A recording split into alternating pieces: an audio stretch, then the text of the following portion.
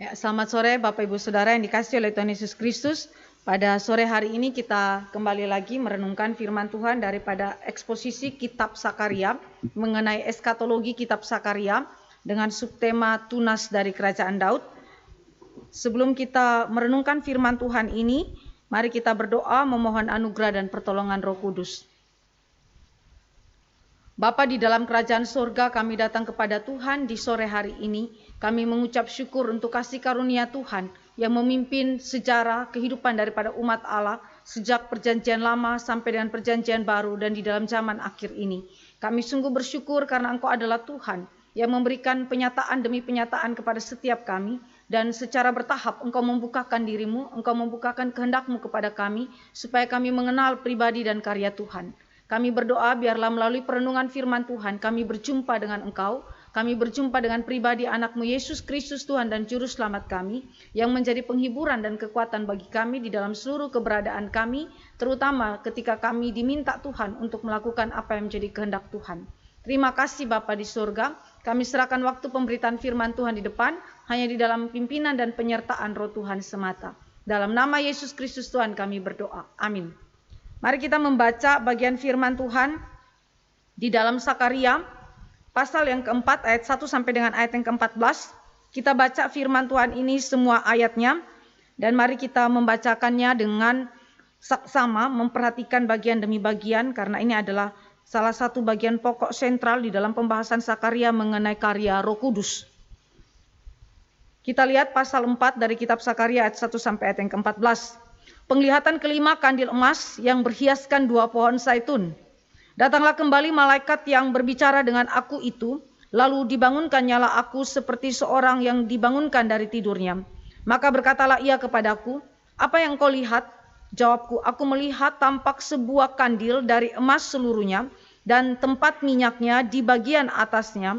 Kandil itu ada 7 pelitanya dan ada 7 corot pada masing-masing pelita yang ada di bagian atasnya itu.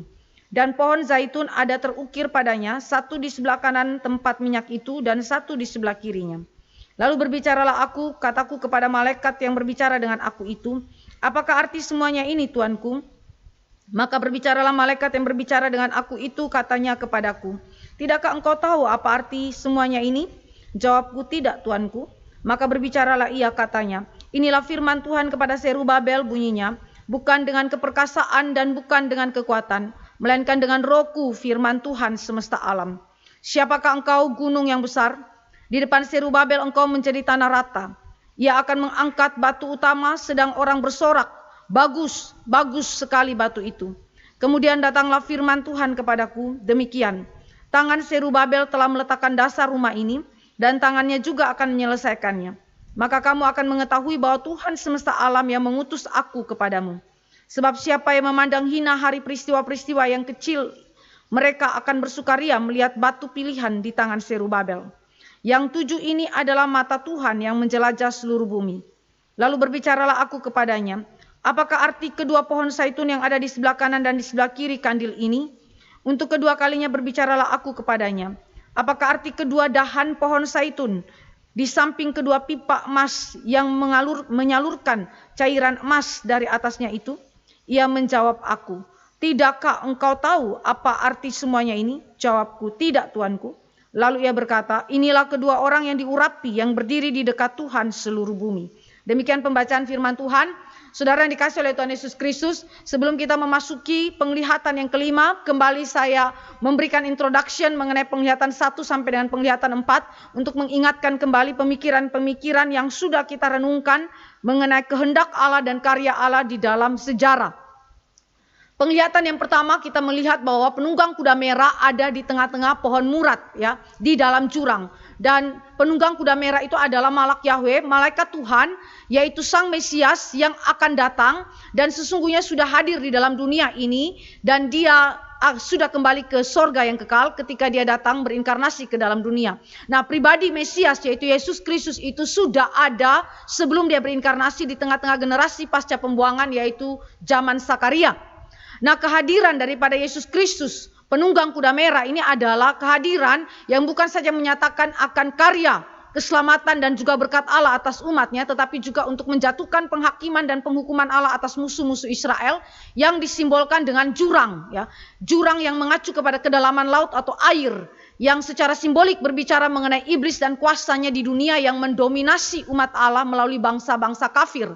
Dan kehadiran Kristus adalah untuk menghancurkan kuasa iblis dan seluruh pekerjaan-pekerjaannya melalui bangsa-bangsa kafir yang tidak mengenal Allah. Yang kedua, penglihatan kedua adalah 4 tanduk dan 4 orang tukang besi, menyingkapkan mengenai karya Mesias yang akan datang, yang dimanifestasikan di dalam penghakiman eskatologi, mengenai keadilan retributif Allah atas musuhnya, yaitu iblis dan kuasa dia di dunia ini, yang sekali lagi dimanifestasikan di dalam kerajaan-kerajaan yang tidak mengenal Allah. Dan kita tahu bahwa di dalam penglihatan kedua Allah menunjukkan bahwa dia adalah Tuhan atas sejarah bangsa-bangsa di muka bumi, sehingga tidak ada satu tanduk manusia pun yang boleh ditinggikan di hadapan Tuhan. Yang ketiga, penglihatan ketiga adalah berbicara mengenai kehadiran Allah di tengah-tengah umatnya yang digambarkan dengan Yerusalem tanpa tembok. Ini adalah sebuah paradoks di mana di satu pihak memang Yerusalem tidak ada tembok lagi, tetapi di dalam penglihatan itu pada saat yang sama Yerusalem memiliki tembok. Apa artinya? Ini berbicara mengenai pemulihan Yerusalem di masa yang akan datang, yaitu Yerusalem baru, dengan ciri khasnya di mana Yerusalem baru itu tidak lagi membutuhkan tembok. Karena yang menjadi temboknya adalah Allah itu sendiri. Allah hadir di tengah-tengah umatnya, dia menjadi tembok yang melindungi, yang menjagai umat Allah. Dan ini juga berbicara mengenai pelipat gandaan penduduk Yerusalem yang terdiri dari Yahudi dan non-Yahudi melalui pemberitaan Injil Kristus. Sehingga batasan tembok itu tidak lagi diperlukan karena sudah mencakup orang-orang di luar batasan tembok itu, yaitu orang-orang non-Yahudi yang dimana diinaugurasikan pada hari raya Pentakosta. Ya. Injil diberitakan, dibagikan kepada semua orang tanpa kecuali. Penglihatan keempat yang baru saja kita renungkan minggu yang lalu, kita berbicara mengenai tebusan bagi imam besar Yosua, di mana ada dakwaan iblis yang terjadi di hadapan tahta pengadilan malaikat Tuhan, yaitu Mesias, prainkarnasi daripada Yesus Kristus, di mana iblis itu mendakwa imam besar Yosua karena dia mengenakan pakaian yang kotor di hadapan pengadilan, tahta pengadilan daripada Mesias. Dan ini berbicara mengenai 2 macam pelanggaran. Pelanggaran terhadap perjanjian kerja yang diikatkan di dalam Adam, yang mengacu kepada persekutuan dengan Adam pertama, di mana semua umat manusia tanpa kecuali adalah orang yang berdosa dan dibinasakan oleh Allah di dalam kutuk Allah, yaitu kematian kekal. Dan kemudian yang kedua adalah berbicara mengenai pelanggaran atas perjanjian Musa, hukum Taurat, di mana semua orang yang tidak dapat taat sempurna kepada hukum Taurat Musa, maka hukum itu akan menuding dia, hukum itu akan menuntut dia di hadapan pengadilan Allah, sehingga kita tidak bisa luput daripada penghukuman Tuhan. Iblis mendakwa kita karena hal ini. Dan yang kedua, di hadapan Mesias, tahta pengadilan Mesias juga iblis mendakwa Allah. Mendakwa Allah sebagai tanda petik penipu, ya. Kenapa? Karena iblis berbicara mengenai penghakiman Allah saja dan membuang anugerah Allah. Seolah-olah pada zaman perjanjian lama tidak ada anugerah Allah. Padahal anugerah Allah begitu limpah diberikan di dalam perjanjian lama, walaupun di dalam bentuk lambang atau di dalam bentuk simbol. Tetapi anugerah Allah telah berlaku. Tetapi di dalam kacamata iblis, iblis melihat ini sebagai sesuatu hal yang merupakan wujud daripada penipuan Tuhan. Karena Tuhan seharusnya menghakimi mereka yang jatuh di dalam dosa. Dia hanya menekankan penghakiman dan membuang aspek anugerah Allah. Yang kedua, iblis juga menyatakan bahwa Allah sebagai penipu karena klaim janji keselamatan yang Allah berikan kepada Israel itu bertentangan dengan natur Allah yang kudus. Di mana Israel berdosa, Allah itu kudus. Dan terakhir adalah bahwa janji Allah itu tentang keselamatan belum digenapi. Kristus belum datang, maka iblis mendakwa umatnya dan mendakwa Allah sebagai penipu. Allah berjanji tetapi Allah tidak kunjung juga untuk menggenapinya. Jadi dia adalah Allah yang penipu. Benarkah demikian? Ternyata tidak. Di dalam perjalanan sejarah penebusan, justru Allah menunjukkan bahwa Kristus datang bukan di dalam waktu daripada manusia ataupun di dalam waktu daripada iblis, tetapi di dalam waktu Tuhan. Pada kegenapan waktu Tuhan, anak Allah akan datang. Sehingga Allah bukan penipu, tetapi Allah setia kepada janjinya. Kemudian Allah memunculkan di dalam penglihatan keempat bagaimana Malak Yahweh, yaitu Yesus Kristus itu sendiri membela umatnya dan melawan dakwaan daripada iblis, ya. Dia berdiri untuk membela umatnya, membela Yosua pribadi yang menjabat sebagai imam besar, dan kemudian Israel yang diwakili oleh Yosua. Melalui 3 hal, yaitu pemilihan dan penebusan. Kita tahu bahwa ini berbicara mengenai predestinasi. Kristus itu tidak akan menebus tanpa predestinasi. Kristus hanya menebus mereka yang dipilih Allah. Mereka yang ditarik, puntung yang ditarik dari dalam api itu. Mereka lah yang ditebus oleh Yesus Kristus. Yang kedua, berbicara mengenai pemberian serban tahir dan jabatan keimaman yang merupakan lambang daripada Sang Tunas Raja Imam, yakni hamba Allah yang akan menebus dan membebaskan umat Allah melalui kematian dan ketaatannya, yaitu Yesus Kristus. Serban tahir itu adalah berbicara mengenai mahkota. Mahkota itu diberikan kepada Yosua. Mahkota kerajaan diberikan kepada Yosua. Sekali lagi ini berbicara mengenai 2 pekerjaan Kristus, ya, yang dilakukan, yaitu sebagai raja dan imam sekaligus. Ketiga adalah berbicara mengenai pemberian 1 permata yang bermata 7. Yang berbicara mengenai natur ilahi daripada Sang Tunas. Jadi Sang Tunas yang adalah hamba yang akan menderita itu untuk menyelamatkan umatnya adalah bernatur ilahi. Dia bukan manusia biasa, tetapi dia adalah Allah yang berinkarnasi menjadi manusia.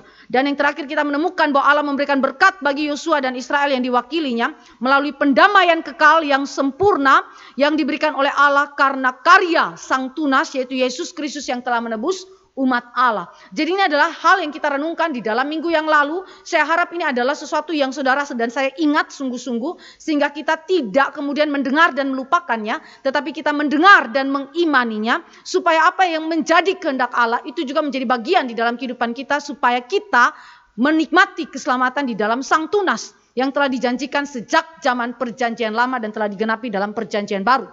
Sekarang kita masuk ke dalam penglihatan yang kelima. Apa artinya penglihatan yang kelima yang sudah kita baca tadi? Waktu saudara dan saya membaca penglihatan kelima, saya mau menekankan bahwa ini adalah salah satu cara Sakaria berbicara mengenai kehadiran dan karya Roh Kudus di dalam kehidupan daripada umat Allah perjanjian lama. Jadi kalau saudara dan saya memperhatikan dari penglihatan 1 sampai dengan penglihatan 5, maka Sakaria menampilkan 3 pribadi Allah Tritunggal. Allah Bapa, Allah Anak, dan Allah Roh Kudus. Dia menampilkan dengan cara yang berbeda-beda. Allah Bapa memurkai Israel, tetapi Allah Bapa juga berbelas kasih melalui anaknya, yaitu Yesus Kristus, Malak Yahweh itu, ya, yang telah berseru dan memohon belas kasih daripada Allah Bapa. Dan di dalam penglihatan kelima berbicara mengenai Roh Kudus. Dengan demikian saudara, ketika saudara membaca penglihatan yang kelima, berarti saudara harus tekankan di dalam pemikiran saudara, Allah Tritunggal sejak zaman perjanjian lama, bahkan sejak awal penciptaan telah menyatakan diri dia kepada umat Allah, kepada manusia, terutama kepada Israel. Jadi itu tidak berarti bahwa hanya orang perjanjian baru saja yang mengetahui tentang Allah Tritunggal. Sesungguhnya orang perjanjian lama juga sudah mengetahui mengenai Allah Tritunggal. Mari kita mulai masuk di dalam poin yang pertama. Hari ini kita hanya renungkan 2 poin saja. Roh Kudus dan kandil emas, dan Roh Kudus dan Mesias. 2 poin saja. Pertama kita mulai melihat Roh Kudus dan kandil emas. Waktu saudara membaca penglihatan kelima, apa yang menjadi bayangan saudara terhadap penglihatan ini? Saudara, apa yang dilihat oleh Sakaria, kandil emas itu adalah kandil emas yang ada di dalam bait suci Israel yang sudah menjadi reruntuhan oleh tangan daripada Nebukadnezar. Ya, kandil emas itu dibawa ke wilayah Babel, tetapi kemudian sudah dibawa kembali. Ya, sudah dibawa kembali berdasarkan titah daripada Raja Kores. Ya, Raja Kores. Nah, kalau saudara lihat di dalam layar, saya tampilkan ada 2 gambar. Gambar yang berlatar warna merah itu adalah gambar di ruang kudus atau ruang suci, bait suci, ketika bait suci itu masih berdiri tegak. Saudara lihat kandil itu tinggi ya saudara. Dan waktu mereka para imam mengisi minyak, itu mereka bukan mengisi dari bawah, mengisi dari atas. Ya, saudara perhatikan bagaimana imam itu membuka kapnya, lalu kemudian mangkok itu, ya mangkok di mana tempat minyak itu berada, dia buka lalu dia isi minyaknya. Ya. Lalu gambar yang kedua itu adalah gambar yang merupakan penglihatan daripada Sakaria. Kalau saudara memperhatikan di dalam gambar yang dilihat oleh Sakaria, ada 2 pohon zaitun di kiri dan kanan yang mengapit kandil emas itu. Kandil emas itu terbuat dari emas murni, dan kemudian di atasnya itu dikatakan bahwa ada tempat minyak di atasnya. Kandil dari emas seluruhnya dan tempat minyaknya di bagian atasnya. Saudara lihat ada tempat minyak di bagian atas. Yang disambungkan dengan pipa emas ke pohon zaitun di kiri dan kanan. Pipa emas itu yang mengalirkan cairan emas dari dua pohon zaitun yang ada di kiri dan kanan. Ya. Lalu kemudian dari cup itu saudara yang dimana ada minyak di dalamnya disalurkan kepada 7 pelitanya dan ada 7 corot pada masing-masing pelita yang ada di bagian atasnya. Saudara, ini bukan kemudian ada 7 pelita saja yang seperti saudara lihat ini. Tetapi yang dimaksudkan adalah satu lampu itu saudara, satu lampu itu biasanya hanya ada 1 sumbu bukan? Tetapi ini ada 7 sumbu. Jadi satu mangkok lampu yang kecil itu terdiri dari 7 sumbu yang mengelilinginya. Itu yang dimaksudkan dengan penjelasan kandil itu ada 7 pelita dan ada 7 corot pada masing-masing pelita yang ada di bagian atasnya. Corot itu adalah semacam bibir mulut daripada sumbu itu. Ada 7, jadi satu lampu, satu pelita ada 7 sumbu. Kalau kali 7 cabang, 7 kali 7 berarti 49. Jadi ketika cahaya daripada kandil itu menyala, itu adalah cahaya dari 49 sumbu yang ada. Ya. Ini adalah waktu saudara dan saya membayangkan apa yang dilihat oleh Zakaria. Dan di dalam salah satu tulisan daripada seorang penafsir atau teolog perjanjian lama, khususnya di dalam kitab Zakaria, mengatakan bahwa ini adalah super menorah, ya, atau super kandil emas, ya, sesuatu yang besar sekali yang dilihat oleh Zakaria, ya. Jadi ini bukan sesuatu kandil yang biasa, walaupun secara esensial sama dengan di bait suci, tetapi ini adalah sesuatu yang luar biasa, super, ya, disebut sebagai super menorah. Menorah itu adalah istilah bahasa Ibrani dari kandil emas. Saudara yang dikasih oleh Tuhan Yesus Kristus, lalu apa arti ini semua? Apa yang dilihat oleh Zakaria dan apa artinya, implikasinya dalam relasi karya Roh Kudus dengan pembangunan bait suci yang kedua dan Zerubabel yang Tuhan pilih untuk menjadi perlambangan tunas yang akan datang, yaitu Yesus Kristus. Mari kita mulai membahas, ada beberapa bagian di dalam teks firman Tuhan ini. Yang pertama, 2 pohon zaitun, ya. Ayat 3, ayat 11 sampai ayat 14. Saya baca kembali ayat 3. Dan pohon zaitun ada terukir padanya, 1 di sebelah kanan tempat minyak itu dan 1 di sebelah kirinya. Lalu ayat 11 sampai ayat 14. Di situ dikatakan, lalu berbicaralah aku kepadanya, apakah artinya kedua pohon zaitun yang di sebelah kanan dan di sebelah kiri kandil itu? Untuk kedua kalinya berbicaralah aku kepadanya, apakah arti kedua dahan pohon zaitun yang di samping kedua pipa emas yang menyalurkan, perhatikan, di samping kedua pipa emas yang menyalurkan cairan emas dari atasnya itu. Ia menjawab aku, tidakkah engkau tahu apa artinya semuanya ini? Jawabku, tidak Tuanku. Lalu ia berkata, inilah kedua orang yang diurapi yang berdiri di dekat Tuhan seluruh bumi. Saudara, arti 2 pohon zaitun yang pertama. Ini berbicara mengenai sumber persediaan minyak emas bagi lampu pada kandil emas tadi.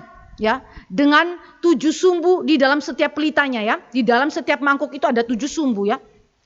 Saudara, itu berarti 2 pohon zaitun adalah sumber persediaan minyak emas bagi lampu pada kandil emas tersebut.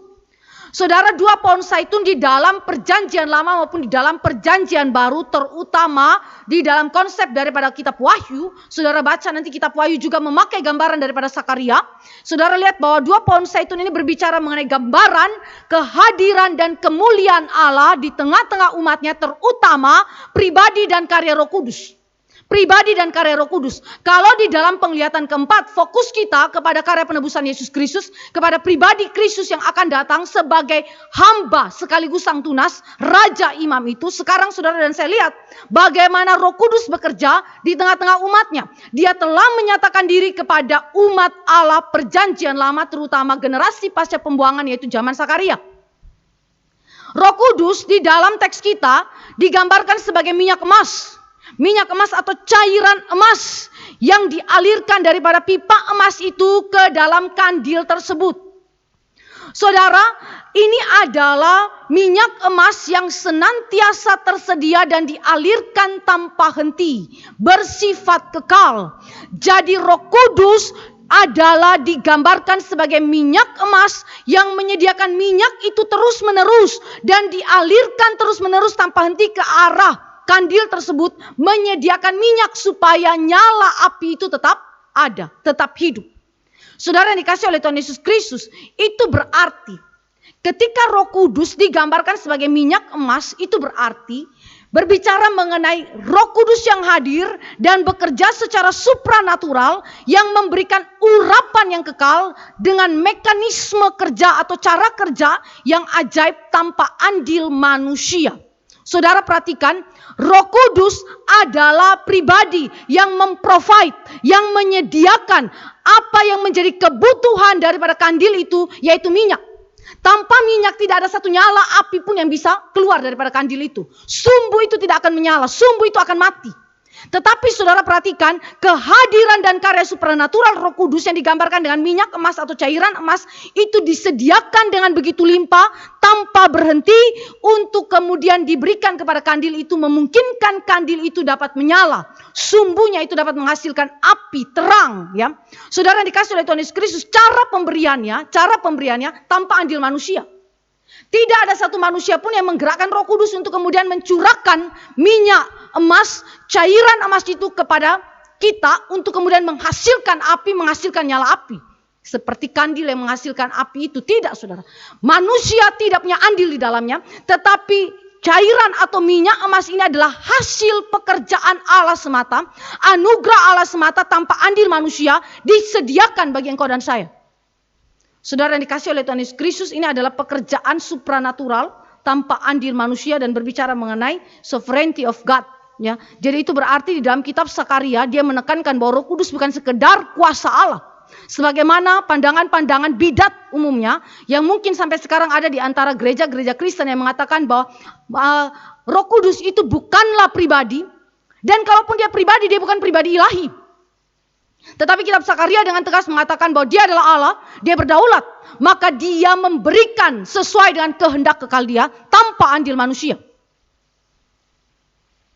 Yang kedua, saudara dan saya melihat Roh Kudus, kehadiran dia dipercayai sebagai sumber kuasa yang memungkinkan kehendak Allah terlaksana dan tergenapi sepenuhnya. Roh Kudus digambarkan sebagai minyak emas. Kenapa? Karena Roh Kudus adalah sumber kuasa yang memungkinkan kehendak Allah terlaksana dan tergenapi sepenuhnya. Saudara perhatikan, Roh Kudus menyediakan apa yang dibutuhkan untuk kemudian kandil itu menyala secara tetap, tidak pernah padam, yaitu minyak cairan emas itu yang menunjukkan kepada kedaulatan dia di dalam memberi tanpa andil manusia. Tetapi yang kedua, Roh Kudus juga yang digambarkan dengan minyak emas itu yang keluar daripada 2 pohon zaitun itu adalah sumber kuasa yang memungkinkan kehendak Allah terlaksana dan tergenapi sepenuhnya. Implikasinya saudara dan saya tidak dapat mengerjakan kehendak Allah dan menggenapi atau menyelesaikan kehendak Allah tanpa kuasa Roh Kudus. Roh Kudus yang menyebabkan terjadinya kehendak dalam diri kita, terjadinya kegerakan dalam jiwa kita, dorongan dalam jiwa kita untuk melakukan kehendak Allah dan menyelesaikan kehendak Allah dalam kehidupan kita. Sakaria 4 ayat 6 menegaskan poin ini. Bukan dengan keperkasaan dan bukan dengan kekuatan, melainkan dengan Rohku firman Tuhan semesta alam. Kata roh di dalam teks ini, huruf R-nya itu huruf kecil. Tetapi kalau saudara baca dalam penerjemahan bahasa Inggris, huruf R-nya itu R besar. Jadi itu mengacu kepada Roh Kudus. Roh Kudus. Tanpa kuasa Roh Kudus tidak ada satu manusia pun dapat melakukan kehendak Allah. Termasuk Kristus yang berinkarnasi ke dalam dunia. Nanti kita lihat bagaimana peran Roh Kudus begitu penting di dalam pekerjaan daripada Yesus Kristus. Ketiga, saudara dan saya melihat di dalam teks ayat 10b daripada Sakaria pasal 4. Di situ dikatakan, yang 7 ini adalah mata Tuhan yang menjelajah seluruh bumi. Yang 7 ini, saudara. Kata 7 di situ adalah mengacu kepada kesempurnaan, tetapi kata mata berbicara mengenai pengetahuan. Jadi itu berarti, saudara, ini berbicara mengenai kedaulatan universal daripada Roh Kudus yang merupakan penjamin mutlak daripada penggenapan seluruh kehendak Allah, khususnya dalam pembangunan bait suci kedua.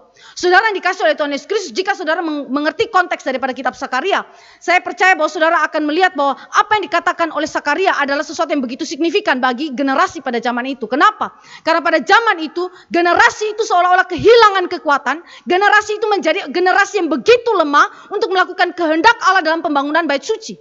Tetapi melalui firman Tuhan ini Allah menegaskan bahwa yang menjadi penjamin terlaksananya dan terselesaikannya pembangunan bait suci kedua bukan manusia.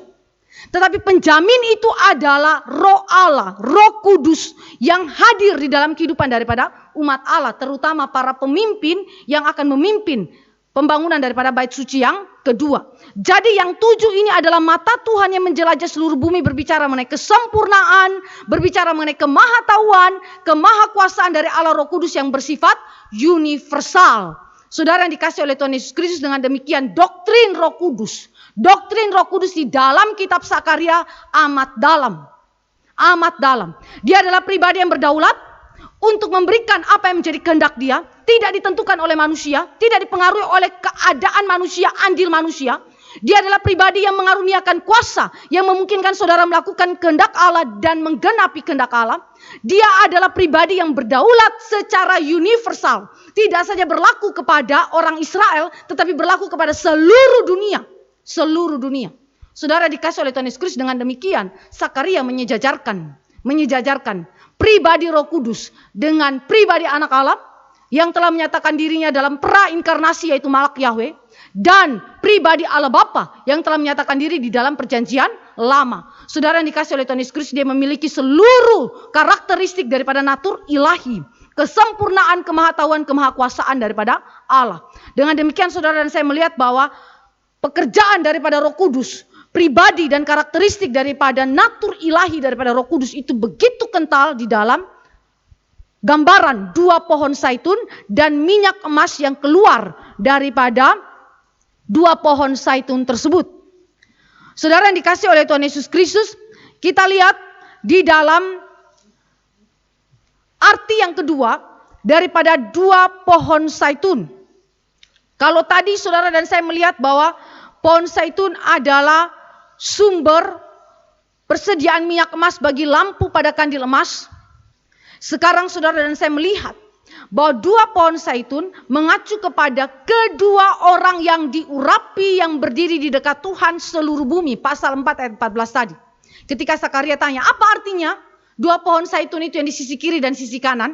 Apa artinya? Tuhan jawab, kedua orang yang diurapi yang berdiri di dekat Tuhan seluruh bumi. Pertanyaannya, siapa kedua orang yang diurapi itu? Ada 3 tafsiran terhadap teks ini ketika berbicara mengenai kedua orang yang diurapi. Pertama, mengacu kepada Zerubabel, bupati yang adalah keturunan Daud, dan Yosua imam besar yang ditugaskan Allah untuk membangun kembali bait suci kedua. Yang kedua, mengacu kepada Nabi Hagai dan Nabi Sakaria sebagai 2 orang nabi yang dibangkitkan Tuhan untuk mendampingi Zerubabel dan Yosua dalam pembangunan bait suci kedua. Ketiga, mengacu kepada malaikat-malaikat sebagai agen Allah yang menyediakan pertolongan ilahi secara tidak terbatas dalam pembangunan bait suci kedua. Jadi yang mana? Yang mana ya saudara? Kalau saudara dan saya memperhatikan di dalam teks Alkitab, Sakaria 3 ayat 8, Sakaria 4 ayat 6 sampai 10, firman Tuhan itu ditujukan kepada Zerubabel. Dan di dalam pasal 3 ayat 8 berbicara mengenai Yosua imam besar yang adalah perlambangan daripada sang tunas hamba Allah itu. Maka kemungkinan besar kedua orang yang diurapi itu mengacu kepada Zerubabel dan Yosua. Zerubabel dan Yosua. Zerubabel adalah lambang kerajaan. Zerubabel adalah lambang kerajaan. Dan Yosua adalah lambang keimaman yang dimana mereka adalah 2 orang yang menjabat jabatan yang diurapi oleh Roh Kudus. Saudara harus ingat, Mesias adalah jabatan yang berarti diurapi. Yang diurapi. Mesias berarti yang diurapi. Dan ini adalah jabatan yang diurapi yang mencakup raja, imam, dan nabi. Zerubabel yang mewakili kerajaan dan Yosua yang mewakili keimaman. Keduanya menjabat jabatan mesianik, yaitu jabatan yang diurapi oleh Roh Kudus. Apa artinya diurapi oleh Roh Kudus? Kalau saudara dan saya mendengar ya, penggunaan pengurapan, ya, minyak urapan dan seterusnya diurapi oleh Roh Kudus, apa artinya? Saudara, ini bukan mengacu kepada minyak urapan, saudara. Itu adalah penyalahgunaan, ya, saudara, penyalahgunaan dan tidak bersesuaian dengan doktrin Alkitab. Saya mau ajak saudara melihat apa artinya minyak urapan yang menunjuk kepada pribadi Roh Kudus ketika Roh Kudus mengurapi setiap jabatan itu, jabatan mesianik, raja, imam, dan nabi. Pertama, diurapi oleh Roh Kudus itu berarti dipilih dan dikuduskan Allah bagi dua jabatan raja imam dalam pelayanan kepada Allah, khususnya pembangunan bait suci yang kedua. Dipilih dan dikuduskan. Saudara memperhatikan bahwa di dalam kehidupan daripada jabatan-jabatan mesianik perjanjian lama, tidak boleh ada orang yang menjabat jabatan itu tanpa dipilih dan dikuduskan oleh Allah terlebih dahulu. Yeremia, Yesaya adalah para nabi yang dikuduskan oleh Allah. Bahkan mereka dikatakan oleh Allah di dalam konteks Yeremia, engkau dipilih, Allah sudah mengenal engkau sebelum engkau itu dilahirkan, sejak dari dalam kandungan. Dengan demikian mengacu kepada pemilihan kekal Allah. Itu berarti seluruh orang yang menjabat di dalam jabatan mesianik, 3 jabatan raja, imam, dan nabi, tidak boleh tanpa pemilihan dan pengudusan daripada Allah. Jadi diurapi itu berarti apa? Dipilih dan dikuduskan oleh Allah bagi jabatan tertentu untuk pelayanan kepada Tuhan. Dan jabatan itu adalah jabatan mesianik. Kedua, apa artinya diurapi oleh Roh Kudus? Diurapi oleh Roh Kudus berarti diberi karunia dan kuasa yang berlimpah-limpah dari Roh Kudus untuk melayani Allah. Seluruh jabatan mesianik dalam perjanjian lama adalah jabatan-jabatan yang diberikan karunia khusus oleh Allah untuk kemudian melayani. Dan karunia itu sekali lagi tidak dapat dibayar oleh apapun, ya. Juga tidak dapat diusahakan oleh apapun. Semuanya berasal daripada Roh Kudus. Tadi saudara lihat arti pertama, minyak atau cairan emas itu mengacu kepada apa? Pemberian kuasa berdasarkan kedaulatan Roh Kudus. Jadi itu berarti semua orang yang menjabat di dalam jabatan-jabatan mesianik adalah orang-orang yang diberikan kuasa dan karunia daripada Roh Kudus karena mereka diurapi oleh Roh Kudus. Yang ketiga, mereka menjadi perantara untuk menyalurkan dukungan ilahi bagi umatnya dalam pembangunan bait suci yang kedua, ya. Saudara, mereka dijadikan tanda petik perantara untuk menyalurkan dukungan ilahi bagi umatnya dalam pembangunan bait suci kedua. Dukungan ilahi seperti apa bentuknya? Dukungan ilahi itu misalnya dalam jabatan imam yang sudah kemarin kita itu bahas cukup banyak, ya, di dalam penglihatan yang keempat. Misalnya melalui jabatan imam, Allah menyucikan umat Allah dari dosa-dosanya, ya, melalui karya Sang Tunas, ya. Itu adalah pekerjaan Mesias di dalam menyalurkan dukungan ilahi, terutama melalui Yosua sang imam besar. Dan kemudian melalui jabatan Serubabel sebagai bupati yang menjabat dalam pemerintahan, dia memerintah dan memimpin Israel untuk melanjutkan dan menyelesaikan pembangunan bait suci yang kedua. Setelah 16 tahun vakum, setelah 16 tahun itu tidak melakukan pekerjaan Tuhan dalam pembangunan bait suci kedua, Tuhan bangkitkan Serubabel, bupati yang menjabat secara pemerintahan politik untuk kemudian memimpin dan kemudian memerintah Israel untuk kemudian membangun bait suci yang kedua. Jadi kalau saudara dan saya memperhatikan peran daripada Serubabel dan Yosua di sini di dalam aspek pemerintahan atau kerajaan dan dalam aspek keimaman adalah sebagai tanda petik perantara yang menyalurkan dukungan ilahi bagi umat Allah dalam pembangunan bait suci yang kedua. Cairan emas itu dari 2 pohon zaitun yang di sebelah kiri dan sebelah kanan itu disalurkan kepada kandil itu melalui pipa emas itu. Dan ini mengacu sekali lagi kepada siapa? Serubabel dan Yosua pada zaman Sakaria. Nah, saudara yang dikasih oleh Tuhan Yesus Kristus, dengan demikian kalau saudara dan saya memperhatikan di dalam keimaman Yosua dan juga kepemimpinan Serubabel di dalam politik, ya, sebagai bupati, saudara, ini adalah menunjuk nantinya kepada Yesus Kristus yang akan kita bahas nanti, bahwa mereka dalam jabatan mesianik mereka harus dipilih dan dikuduskan oleh Allah. Mereka diberi karunia dan kuasa untuk kemudian melayani oleh pekerjaan Roh Kudus dan menjadi perantara yang menyalurkan dukungan ilahi dalam melakukan dan menyelesaikan kehendak kekal Allah. Jadi itu berarti pengurapan Roh Kudus tidak kemudian salah artikan dengan minyak urapan hari ini, dengan konsep minyak urapan hari ini, atau dengan pengurapan-pengurapan yang lain daripada apa yang dinyatakan di dalam Alkitab. Kenapa? Karena semuanya itu nanti akan digenapi dalam Yesus Kristus, dan itu berarti saudara tidak perlu lagi mengadakan minyak urapan baru, ya. Jadi saudara ingat baik-baik, ini adalah konsep yang Allah itu berikan tentang bagaimana jabatan mesianik yang diemban oleh Raja Imam Nabi di dalam perjanjian lama yang kemudian nanti digenapi dalam Kristus. Poin yang pertama yang kita bisa lihat, Roh Kudus dan kandil emas itu terkait dengan dua pohon zaitun itu. Poin B, kita lihat apa artinya kandil emas dengan 7 pelita dan 7 corot pada masing-masing pelita. Satu pelita ada 7 sumbu ya. Jadi itu berarti ada 49 sumbu yang menyala pada waktu nyala api itu ya. Di kandil itu. Nah saudara, apa artinya? Apa artinya?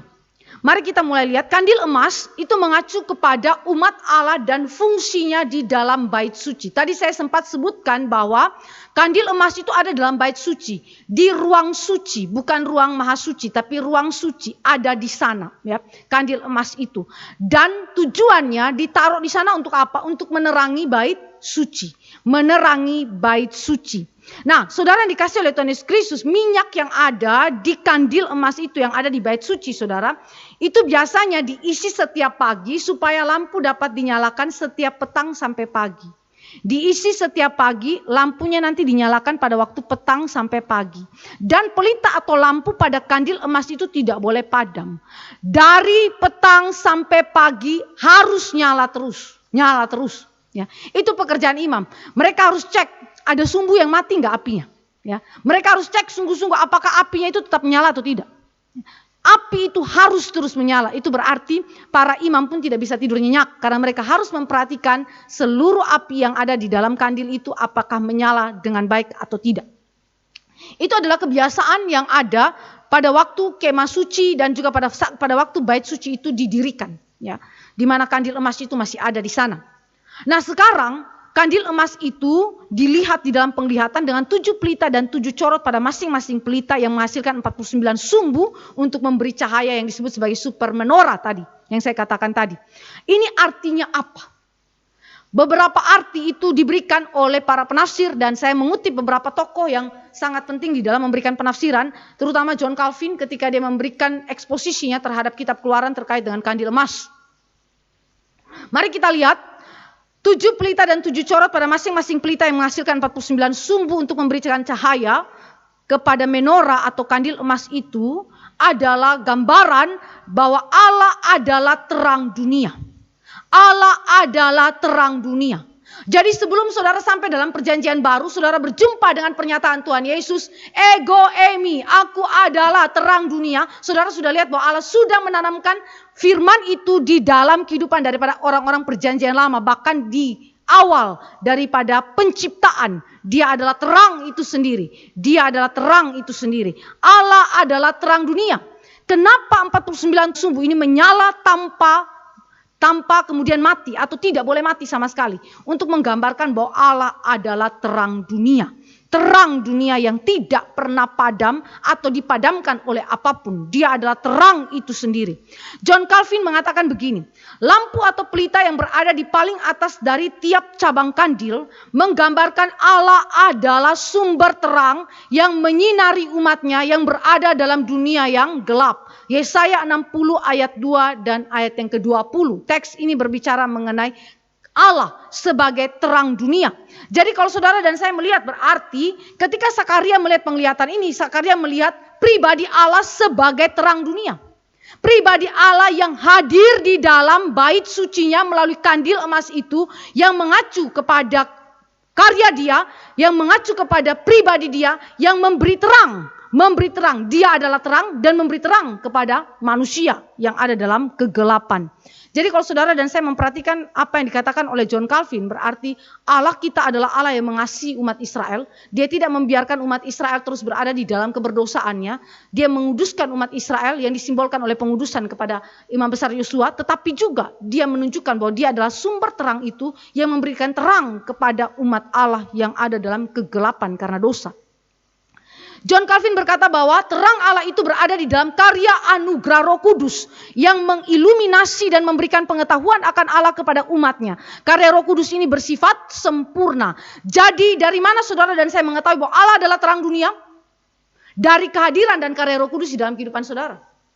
Jadi terang Allah diberikan kepada kita melalui siapa? Melalui Roh Kudus. Jadi kandil emas berbicara mengenai umat Allah, tetapi umat Allah yang bagaimana? Umat Allah yang menerima terang Allah, yang menyatakan terang Allah, dan terang Allah itu hadir dalam hidupnya melalui siapa? Melalui Roh Kudus yang ada di dalam kehidupannya, di dalam jiwanya.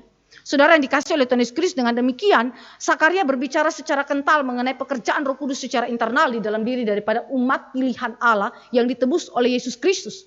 Ketika umat Allah itu ditebus oleh Yesus Kristus, Allah akan memberikan terangnya di dalam kehidupan engkau dan saya, mengiluminasi saudara, memberikan pencerahan kepada saudara, sehingga saudara dan saya mengenal siapa Dia. Mengenal Dia sebagai sang terang itu yang menerangi jiwa saudara melalui kehadiran Roh Kudus. Dengan demikian saudara, ini adalah pekerjaan internal Roh Kudus yang telah diketahui dari perjanjian lama dan telah diaplikasikan oleh Roh Kudus di dalam kehidupan keselamatan daripada umat pilihan Allah. Jadi ini bukan baru dikerjakan pada zaman perjanjian baru, ini sudah dikerjakan sejak perjanjian lama. Walaupun dimengerti oleh orang Israel sebagai karya yang bersifat simbolik, tetapi secara faktual, secara aktual memang Allah kerjakan kepada umat pilihan Allah, kepada remnan, puntung yang ditarik dari dalam api itu. Allah memberikan terangnya melalui pekerjaan Roh Kudus. Yang kedua, arti dari 7 pelita dan 7 corot itu pada masing-masing pelita yang menghasilkan 49 sumbu bukan saja berbicara bahwa Allah adalah terang dunia yang kemudian menerangi kita melalui pekerjaan Roh Kudus di dalam jiwa kita secara internal, tetapi juga berbicara mengenai umat Allah itu sendiri sebagai saksi dari terang Allah di dalam dunia. Saksi dari terang Allah di dalam dunia. Saudara ingat, beberapa waktu yang lalu kita membahas bagaimana penunggang kuda merah Malak Yahweh itu berfungsi sebagai pemberita Injil. Dan sejak di dalam perjanjian lama sudah ada pemberitaan Injil di mana Israel berfungsi untuk menyatakan terang Allah di tengah-tengah dunia dan menarik orang-orang yang berada di luar Israel yang belum kenal Allah datang ke Yerusalem, datang ke Sion untuk kemudian beribadah kepada Allah yang benar, mencari pengenalan yang benar akan Allah di sana. Jadi itu berarti saudara, sejak perjanjian lama fungsi Israel sebagai saksi Allah, saksi terang Allah di tengah-tengah dunia itu sudah dijalankan. Sehingga kalau engkau dan saya melihat di dalam perjanjian baru Yesus berkata, kamu adalah terang dunia. Itu bukan suatu konsep yang Yesus baru adakan. Tetapi konsep itu sudah ada dalam perjanjian lama. Yesus mengumandangkannya kembali di dalam perjanjian baru untuk mengingatkan Israel pada zamannya bahwa mereka adalah terang dunia. Mari kita baca Matius 5 ayat 14 dan 16.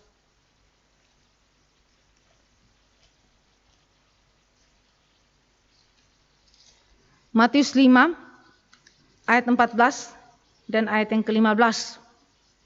Kamu adalah terang dunia.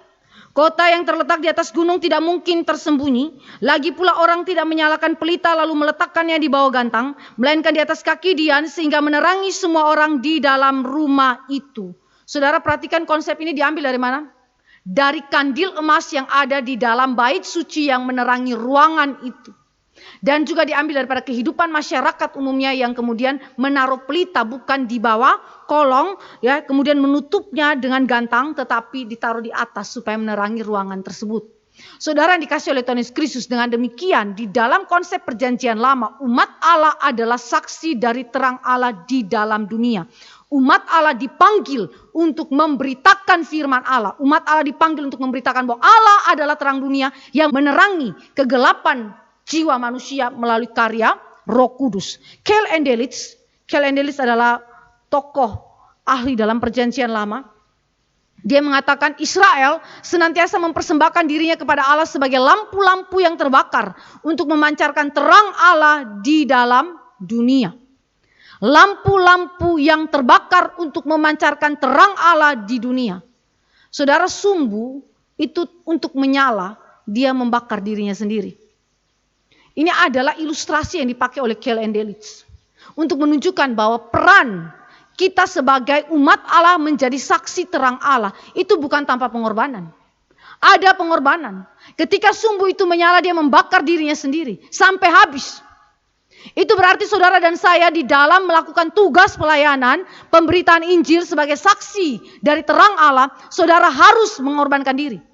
Tidak pernah ada pelayanan, ada kesaksian yang efektif tanpa pengorbanan diri. Yesaya, Yeremia, nabi-nabi perjanjian lama, Sakaria, Maleaki, mereka adalah orang-orang yang bergumul. Mereka adalah orang-orang yang berada di dalam penderitaan. Mereka adalah orang-orang yang berkorban. Karena apa? Karena terang Allah, menyatakan terang Allah. Menyatakan kebenaran Allah. Bahkan di tengah-tengah bangsa Israel yang memberontak kepada Allah, mereka hadir di sana dan mereka seperti lilin itu, seperti lampu itu, seperti sumbu itu yang terbakar demi untuk memancarkan terang Allah di dunia. Elia dibenci oleh Israel. Elisa juga demikian. Karena apa? Karena menyatakan kebenaran Allah, menyatakan kebenaran Allah, menyatakan terang Allah. Dengan demikian saudara, di dalam kitab Sakaria Allah menegaskan bahwa 7 pelita dan 7 corot yang menghasilkan 49 sumbu dengan cahaya yang luar biasa, super menorah, super kandil emas ini, berbicara mengenai Allah adalah terang dunia yang menerangi hati daripada manusia yang berdosa, dan kemudian melalui pekerjaan Roh Kudus yang mengiluminasikan kita diberikan pengenalan yang benar akan Allah sehingga kita boleh mendapatkan keselamatan daripada Allah. Dan yang kedua berbicara mengenai peran umat Allah sebagai pemberita atau saksi daripada terang Allah di dalam dunia ini. Ini adalah hal-hal yang saudara dan saya ingat bagaimana Tuhan itu memakai simbol-simbol di dalam perjanjian lama untuk menunjukkan peran Roh Kudus dan karya Roh Kudus di dalam kehidupan umat Allah. Nah, saudara yang dikasih oleh Tuhan Yesus Kristus, kalau tadi kita lihat kandil emas mengacu kepada umat Allah dan fungsinya di dalam bait suci yang dimulai daripada Allah adalah terang. Sekarang kita lihat pelita atau lampu itu yang terus menyala dari petang sampai pagi. Ya, kenapa tidak boleh mati? Kenapa tidak boleh mati, saudara? Karena ini berbicara mengenai beberapa aspek. Ya, kenapa pelita atau lampu itu harus terus menyala dari petang sampai pagi? Meredith G. Klein mengatakan, karena pelita atau lampu itu adalah simbol kemuliaan dan kehadiran Allah. Khususnya Allah Roh Kudus di tengah-tengah umatnya yang memampukan umat Allah untuk menjadi saksi Allah di tengah dunia. Karena itu tidak boleh padam. Saudara ingat ada ilustrasi di dalam perjanjian baru yang mengatakan bahwa jangan padamkan roh. Jangan padamkan roh. Saudara, ini adalah satu konsep yang lahir daripada konsep perjanjian lama. Karena apa? Di dalam perjanjian lama api atau lampu kandil emas itu tidak boleh dipadamkan. Kehadiran Roh Kudus, karya Roh Kudus yang memampukan umat Allah menjadi saksi Allah di tengah dunia itu tidak boleh dipadamkan. Ya, walaupun hal itu dapat saudara lakukan melalui apa? Dosa. Dosa adalah alat untuk apa? Memadamkan karya Roh Kudus dalam kehidupan saudara. Karena itu saudara, kemuliaan dan kehadiran Allah yang disimbolkan melalui nyala lampu atau pelita daripada kandil itu yang tidak boleh padam, saudara. Ini mengacu kepada karya Roh Kudus sekali lagi di tengah umatnya yang memampukan umat Allah bersaksi bagi Allah, bersaksi sebagai pribadi yang menyatakan terang Allah di tengah-tengah dunia. Itu tidak boleh padam. Kedua, pelita atau lampu itu kenapa harus terus menyala? Karena ini adalah simbol daripada kuasa Roh Kudus. Ya, kalau tadi adalah simbol dari kemuliaan dan kehadiran Allah Roh Kudus, sekarang adalah simbol daripada kuasa Roh Kudus. Kuasa Roh Kudus yang disimbolkan dengan minyak atau cairan emas yang tadi kita lihat itu ya, dalam pasal 4 ayat 12, yang menghasilkan kilauan keemasan yang bersinar terus tanpa berhenti, yakni gambaran kemuliaan dan kehadiran Allah di tengah-tengah umatnya. Tadi adalah simbol kemuliaan dan kehadiran Allah, sekarang adalah kuasa Roh Kudus. Kalau kuasa Roh Kudus itu tidak ada, maka jangan harap pelayanan saudara, seluruh kerja keras saudara dalam pelayanan itu dapat menyatakan kemuliaan dan kehadiran Allah di tengah-tengah umatnya. Hanya oleh kuasa Roh Kudus, hanya oleh penyertaan Roh Kudus saja, maka kemuliaan Allah dan kehadiran Allah nampak dalam pelayanan saudara. Saudara dikasih oleh Tuhan Yesus Kristus, apa yang membedakan Kristus dengan pelayanan daripada para alim ulama, orang Yahudi, para ahli Taurat daripada agama Yahudi? Dikatakan bahwa Yesus itu mengajar dengan penuh kuasa. Kenapa saudara? Karena Roh Kudus menyertai dia. Roh Kudus berkuasa atas dia. Dalam perkataan, dalam pengajaran dia dan dalam kehidupan dia.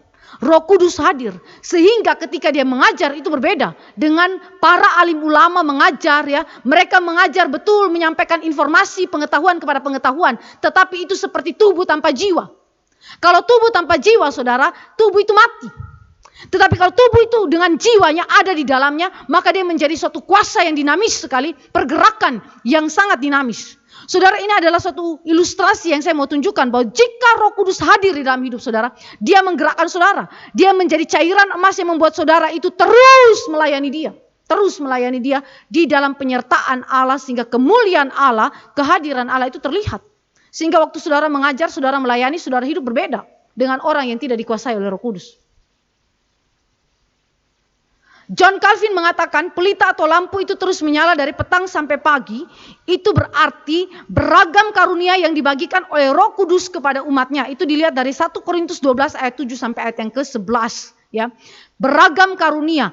Alkitab berkata bahwa karunia dalam pelayanan, ya, itu di dalam perjanjian lama maupun perjanjian baru telah diberikan oleh Roh Kudus. Semuanya berasal daripada Roh Kudus yang memungkinkan kita dapat melayani Tuhan.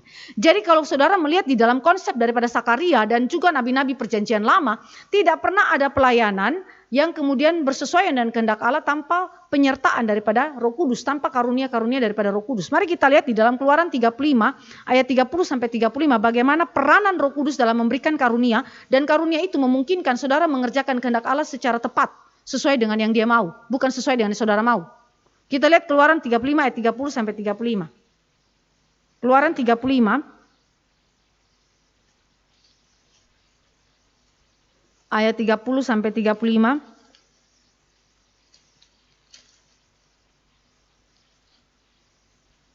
Mengenai pengangkatan Besalel dan Aholiab dalam pembangunan pengerjaan kemah suci dan seluruh perabotannya. Saudara harus ingat, Allah memberikan blueprintnya itu kepada Musa.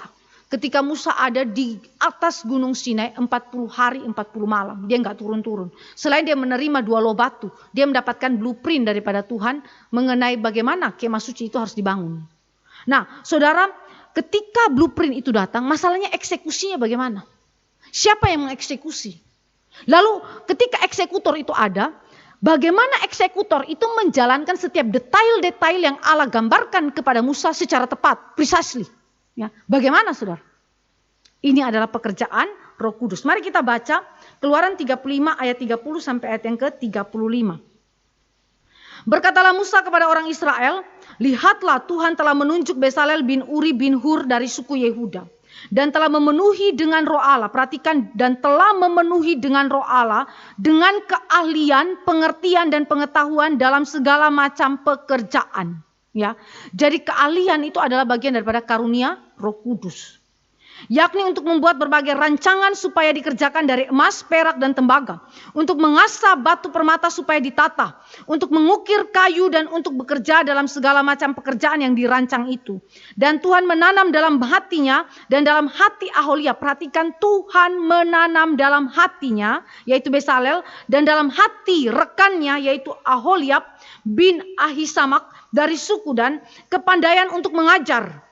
Ia telah memenuhi mereka dengan keahlian untuk membuat segala macam pekerjaan seorang tukang, pekerjaan seorang ahli, pekerjaan seorang yang membuat tenunan yang berwarna-warna dari kain ungu tua, kain ungu muda, kain kirmisi dan lenan halus, dan pekerjaan seorang tukang tenun, yakni sebagai pelaksana segala macam pekerjaan dan perancang segala sesuatu. Jadi itu berarti merancang sesuai dengan blueprint yang Tuhan berikan kepada Musa, itu pun datang dari Tuhan.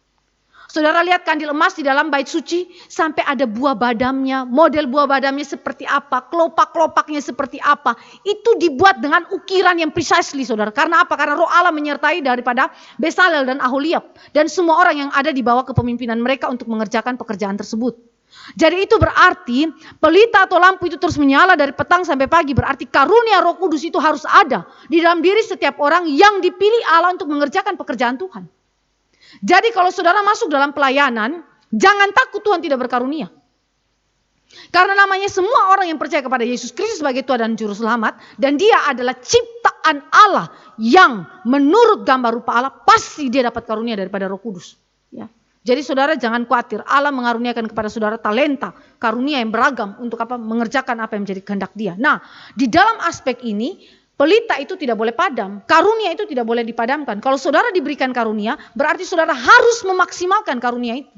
Saudara harus memakai karunia itu bagi hormat kemuliaan nama Tuhan. Kalau saudara tidak pakai karunia itu, saudara seperti seorang yang menerima satu talenta, lalu dia sembunyi, dia kubur talenta itu di dalam tanah.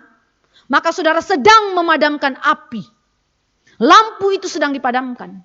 Ya, jadi kalau saudara mengerti firman Tuhan ini, maka Alkitab menunjukkan peranan Roh Kudus di dalam pelayanan gereja Tuhan, di dalam pribadi-pribadi yang mengerjakan atau melaksanakan seluruh pekerjaan pelayanan Tuhan yang dipercayakan kepada mereka dengan begitu limpahnya, begitu limpahnya. Poin yang ketiga C, di dalam bagian besar yang pertama Roh Kudus dan kandil emas, kita melihat mengenai realisasi karya Roh Kudus dalam pembangunan bait suci. Allah telah menjanjikan penyertaan Roh Kudus yang luar biasa kepada Zerubabel dalam memimpin memerintah Israel pasca pembuangan untuk kemudian melanjutkan pembangunan bait suci kedua dan menyelesaikannya. Pertanyaannya, bagaimana realisasinya? Apakah itu berjalan? Dan bagaimana Roh Allah itu kemudian membuat semuanya itu terrealisasi dengan sempurna? Saudara memperhatikan bagaimana Allah itu menunjukkan peranan Roh Kudus di dalam menyempurnakan pekerjaan-pekerjaan Dia. Di dalam kitab Kejadian pasal 1, Roh Kudus juga berfungsi sebagai penyempurna. Allah berfirman, Allah memakai agen yaitu firman untuk kemudian mencipta. Tetapi siapa yang melakukan penyempurnaan terhadap seluruh ciptaan? Roh Kudus. Roh Kudus, saudara. Di dalam konteks Sakaria juga demikian. Allah memakai Kristus sebagai pribadi yang menguduskan umat Allah dan yang menyelamatkan umat Allah. Tetapi kemudian di dalam pembangunan bait suci yang kedua, Allah memakai Roh Kudus untuk kemudian menyempurnakan, menyelesaikan pekerjaan itu. Kristus menguduskan umat Allah untuk layak melayani Tuhan. Roh Kudus menyempurnakan pekerjaan Allah melalui umat Allah dalam pembangunan bait suci yang kedua. Mari kita mulai melihat ayat yang ke-7. Di situ dikatakan di dalam kitab Sakaria.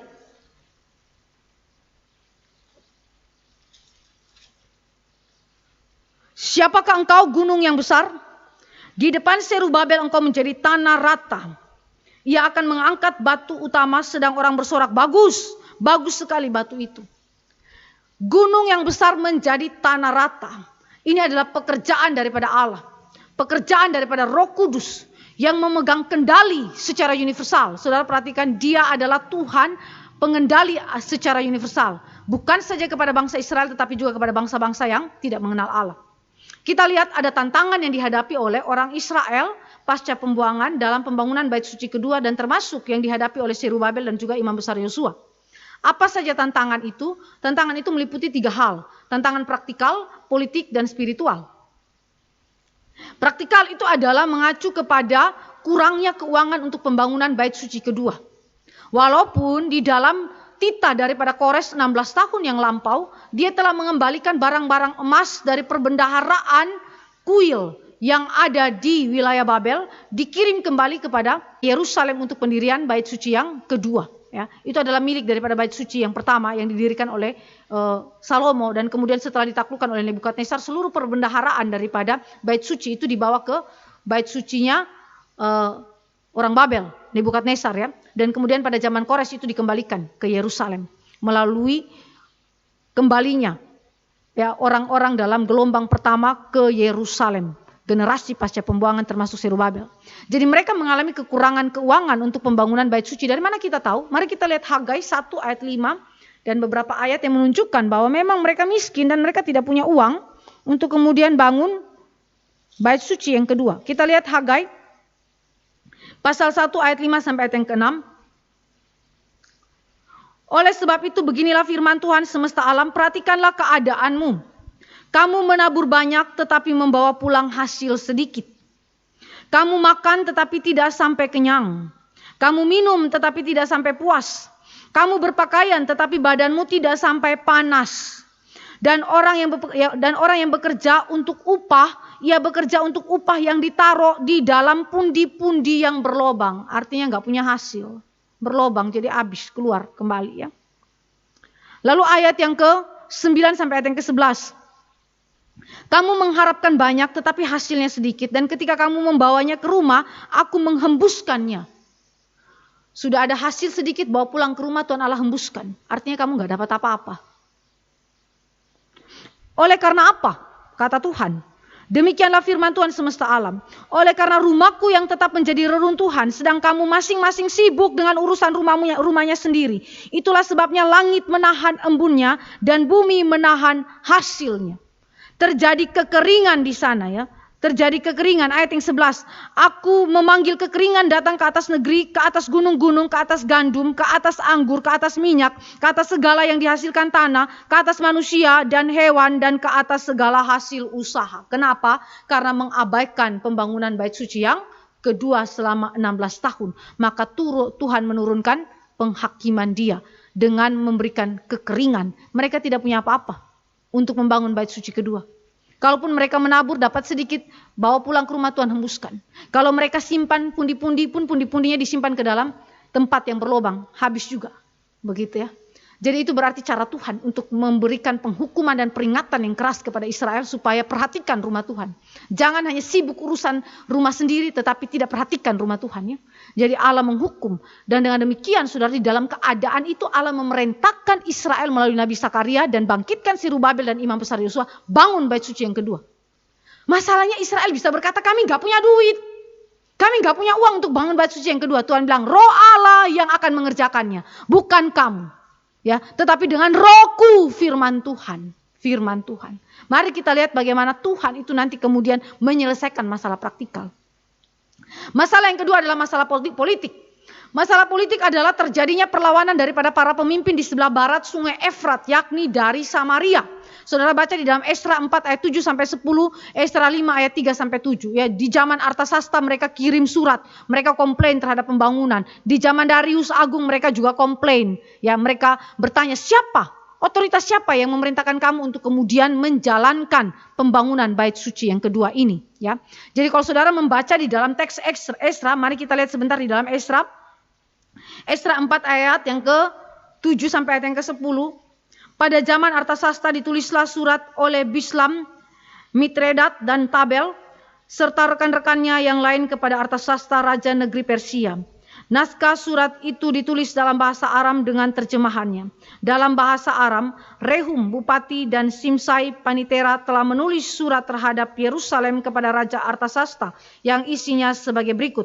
Pada waktu itu ditulislah surat itu oleh Rehum bupati dan Simsai panitera serta rekan-rekan mereka yang lain, para hakim dan penggawa dan pegawai-pegawai orang Persia, orang-orang dari Erek, dari Babel, serta orang-orang dari Susan, yaitu orang-orang Elam, dan bangsa-bangsa lain yang oleh Asnapar yang agung dan mulia itu dipindahkan dan disuruh menetap di kota Samaria dan di daerah yang lain sebelah barat sungai Efrat. Jadi ini mengacu kepada kota Samaria dengan para pemimpinnya yang melawan atau kemudian menghambat pembangunan bait suci yang kedua. Sekarang saya baca di dalam Esra 5, Esra yang kelima, di dalam ayat yang ketiga sampai dengan ayat yang kelima.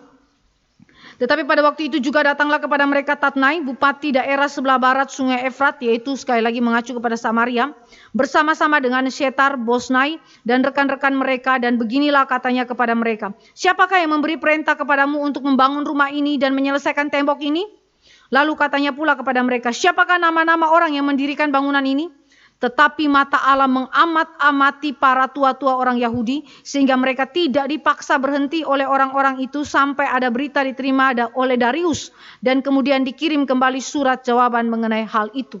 Jadi kalau saudara membaca kitab Sakaria, saudara tidak boleh lupa pembacaan kepada kitab Esra, ya, kitab Esra, karena itu adalah riwayat bagaimana pengerjaan bait suci yang kedua itu ditulis di dalam kitab Esra. Jadi secara politik mereka mendapatkan perlawanan. Dan kemudian di dalam hal spiritual mereka juga berhenti terhadap pembangunan bait suci kedua selama 16 tahun karena mereka mengalami goncangan iman. Mereka kecewa kepada Tuhan, mereka itu apatis kepada Tuhan dan juga kepada firman Tuhan yang kemudian membawa mereka tidak taat kepada Tuhan. Akhirnya Tuhan menghakimi mereka seperti yang dicatat di dalam kitab Hagai tadi. Jadi ini berarti ada masalah praktikal, politik dan juga spiritual. Tetapi di dalam keadaan ini Tuhan bilang, siapa gunung besar itu? Di hadapan Zerubabel dia akan menjadi tanah rata. Ya. Jadi itu berarti Allah berjanji bahwa melalui pekerjaan Roh Allah, Allah akan membuat masalah-masalah secara praktikal, politis maupun spiritual akan diselesaikan. Ya. Berkat Allah adalah kemudian menghalau semua tantangan atau hambatan itu, menjadikannya sebagai tanah rata. Secara praktis saudara lihat di dalam Esra 6 ayat 8b sampai ayat yang ke-11, di situ dikatakan bahwa Allah menyediakan keuangan untuk pembangunan bait suci. Dan saudara tahu bagaimana cara Allah menyelesaikannya, cara Allah kemudian menyediakannya. Mari kita baca ya, supaya saudara mengingat bahwa bukan dengan kekuatan manusia tetapi dengan roh Tuhan, pekerjaan Tuhan, pembangunan bait suci kedua itu terlaksana. Kita lihat Esra 6 ayat 8b. Di situ dikatakan, lagi pula telah dikeluarkan perintah olehku tentang apa yang harus kamu perbuat terhadap para tua-tua orang Yahudi. Ini kalimat daripada Darius. Darius pertama, Darius Agung. Apa yang harus kamu perbuat terhadap para tua-tua orang Yahudi mengenai pembangunan rumah Allah itu, yakni daripada penghasilan kerajaan, daripada upeti daerah seberang sungai Efrat. Jadi upeti yang nanti diberikan oleh para pemimpin-pemimpin di seberang ya sungai Efrat sebelah barat saudara, yaitu di wilayah Samaria, upetinya itu diberikan kepada siapa? Kepada Zerubabel, kepada orang Israel untuk mendukung pembangunan bait suci kedua. Haruslah dengan saksama dan dengan tidak bertanggung diberi biaya kepada orang-orang itu.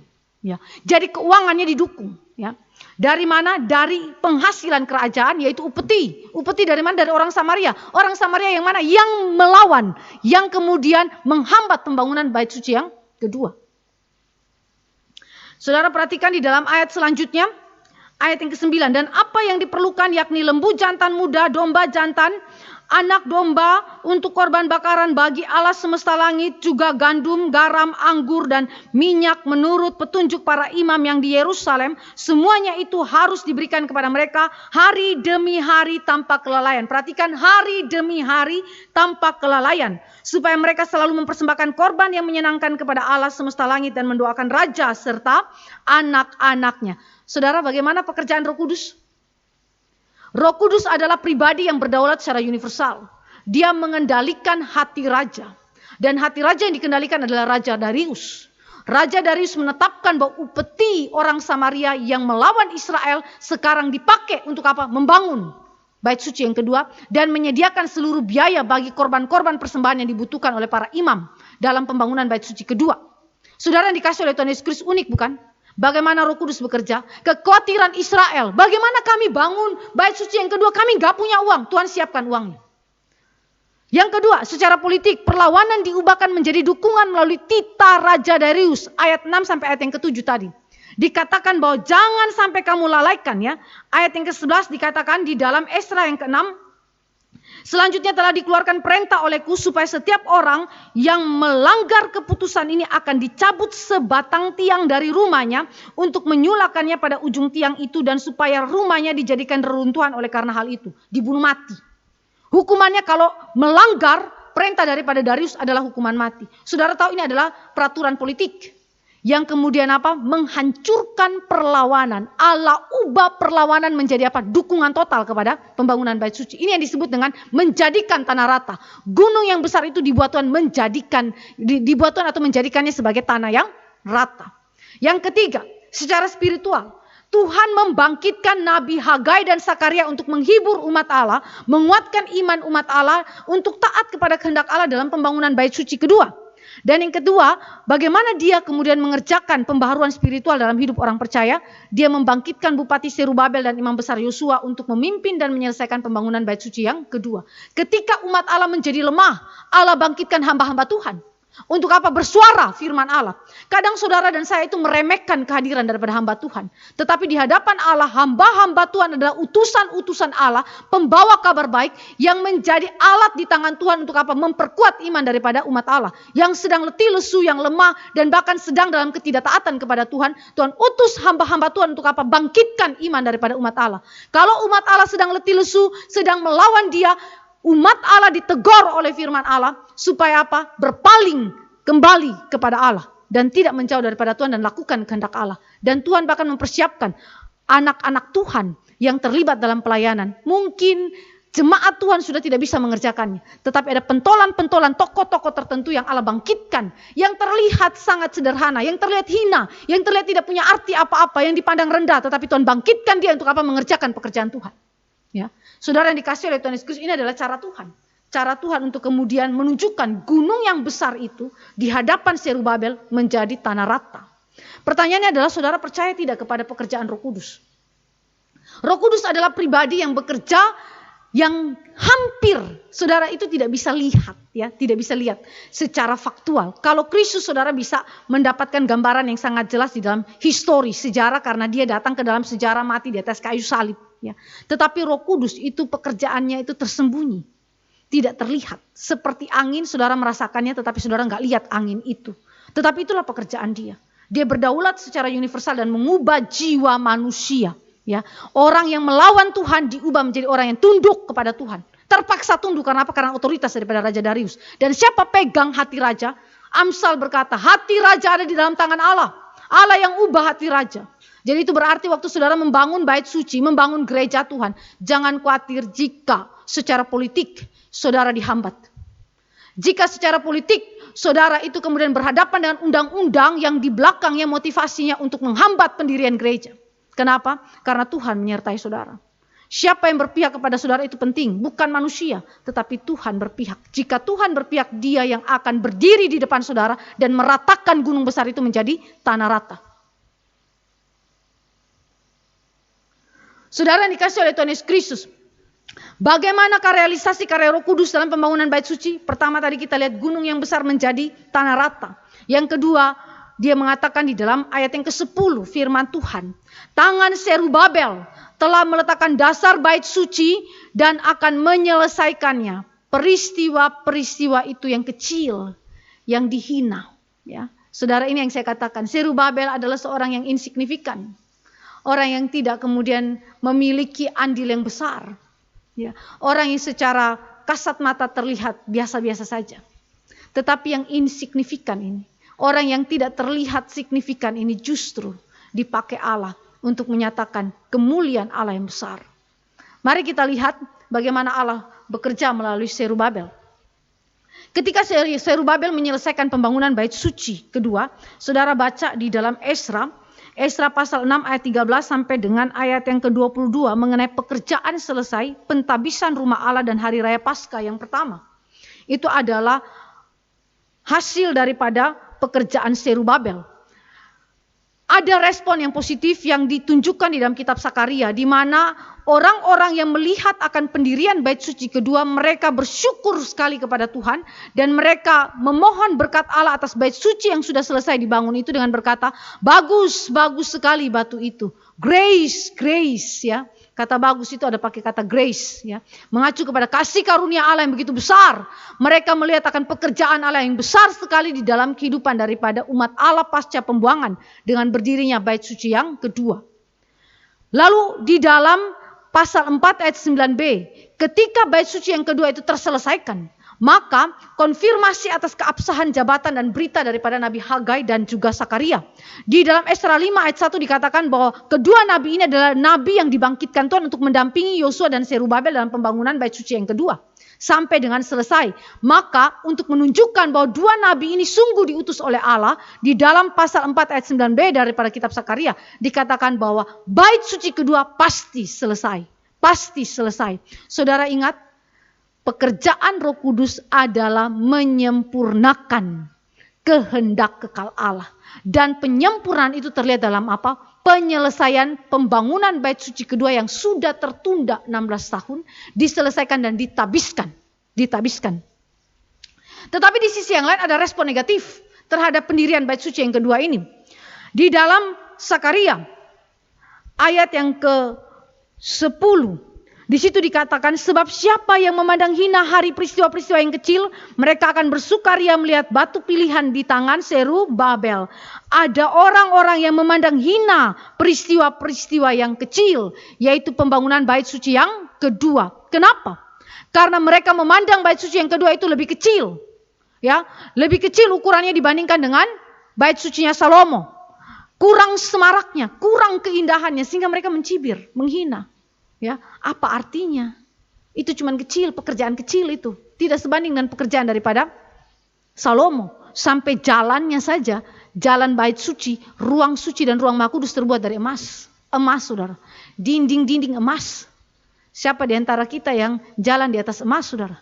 Itu di dalam kehidupan daripada zaman Salomo, bait suci itu jalan di dalam ruangannya itu adalah terbuat dari emas. Saudara yang dikasih oleh Tuhan Yesus Kristus dibandingkan dengan bait suci Serubabel, enggak ada apa-apanya. maka orang menghina, mencibir, ya. Apa-apaan ini? Cuman barang kecil saja kok dibangga-banggakan, ya. Saudara yang dikasih oleh Tuhan Yesus Kristus, itu adalah penghinaan. Tetapi saudara, kenapa mereka menghina pekerjaan Allah yang kecil itu yang dikerjakan oleh seorang Zerubabel yang insignifikan? Bahkan dia tidak mewarisi kerajaannya, tahta Daud saat itu tidak ada. Tidak ada monarki hilang saudara. Hanya bupati yang berada di bawah kawasan jajahan daripada Persia. Gak ada apa-apanya saudara. Secara politik Zerubabel tidak memiliki sesuatu yang begitu berpengaruh. Tetapi saudara, kenapa mereka menghina bait suci kedua? Karena mereka tidak memahami rencana eskatologi Allah melalui pendirian bait suci kedua.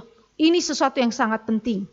Respon saudara terhadap pekerjaan Allah yang sederhana, yang kecil sekali, yang terlihat hina oleh manusia pada saat sekarang, ditentukan oleh pengetahuan eskatologi saudara. Saudara yang dikasih oleh Tuhan Yesus Kristus, perhatikan baik-baik. Generasi pasca pembuangan untuk memiliki penafsiran terhadap pembangunan bait suci kedua yang terlihatnya lebih kecil, bahkan dibangun oleh seorang yang insignifikan seperti Zerubabel, untuk memiliki pandangan yang benar, tafsiran yang benar, mereka harus memiliki sudut pandang eskatologi. Tanpa sudut pandang eskatologi, seluruh pekerjaan pelayanan Tuhan hari ini yang dipandang hina oleh mata dunia, yang dipandang hina oleh kerajaan-kerajaan dunia yang tidak memiliki arti apa-apa, itu akan membuat saudara langsung kolaps secara rohani. Tanpa pandangan eskatologi, saudara akan kolaps secara rohani. Saudara yang dikasih oleh Tuhan Yesus Kristus, apa yang membuat Paulus itu begitu kuat dan gigih melayani, sekalipun kelihatannya pekerjaan yang dia lakukan adalah pekerjaan yang dihina oleh kerajaan-kerajaan dunia, misalnya kerajaan Romawi, oleh orang-orang di sekelilingnya yang tidak kenal Allah, bahkan oleh orang-orang yang mungkin sudah kenal Kristus dari pihak orang Yahudi, tetapi mereka menggabungkan antara Taurat dan Kristus, keselamatan, jalan keselamatan itu, mencampur adukan antara Taurat dan anugerah. Paulus dihina. Bahkan keabsahan dia sebagai seorang rasul itu dihina. Diragukan. Tetapi Paulus begitu kuat menjalani seluruh pelayanan dia sampai titik darah penghabisan. Dan dia mengatakan bahwa aku sudah menyelesaikan pekerjaanku, pertandinganku dengan baik. Sebentar lagi aku akan berhadapan dengan Allah Bapa di surga. Kenapa saudara? Karena Paulus memiliki sudut pandang eskatologi. Paulus melihat apa yang tidak kelihatan. Yaitu berkat mahkota yang Allah janjikan itu.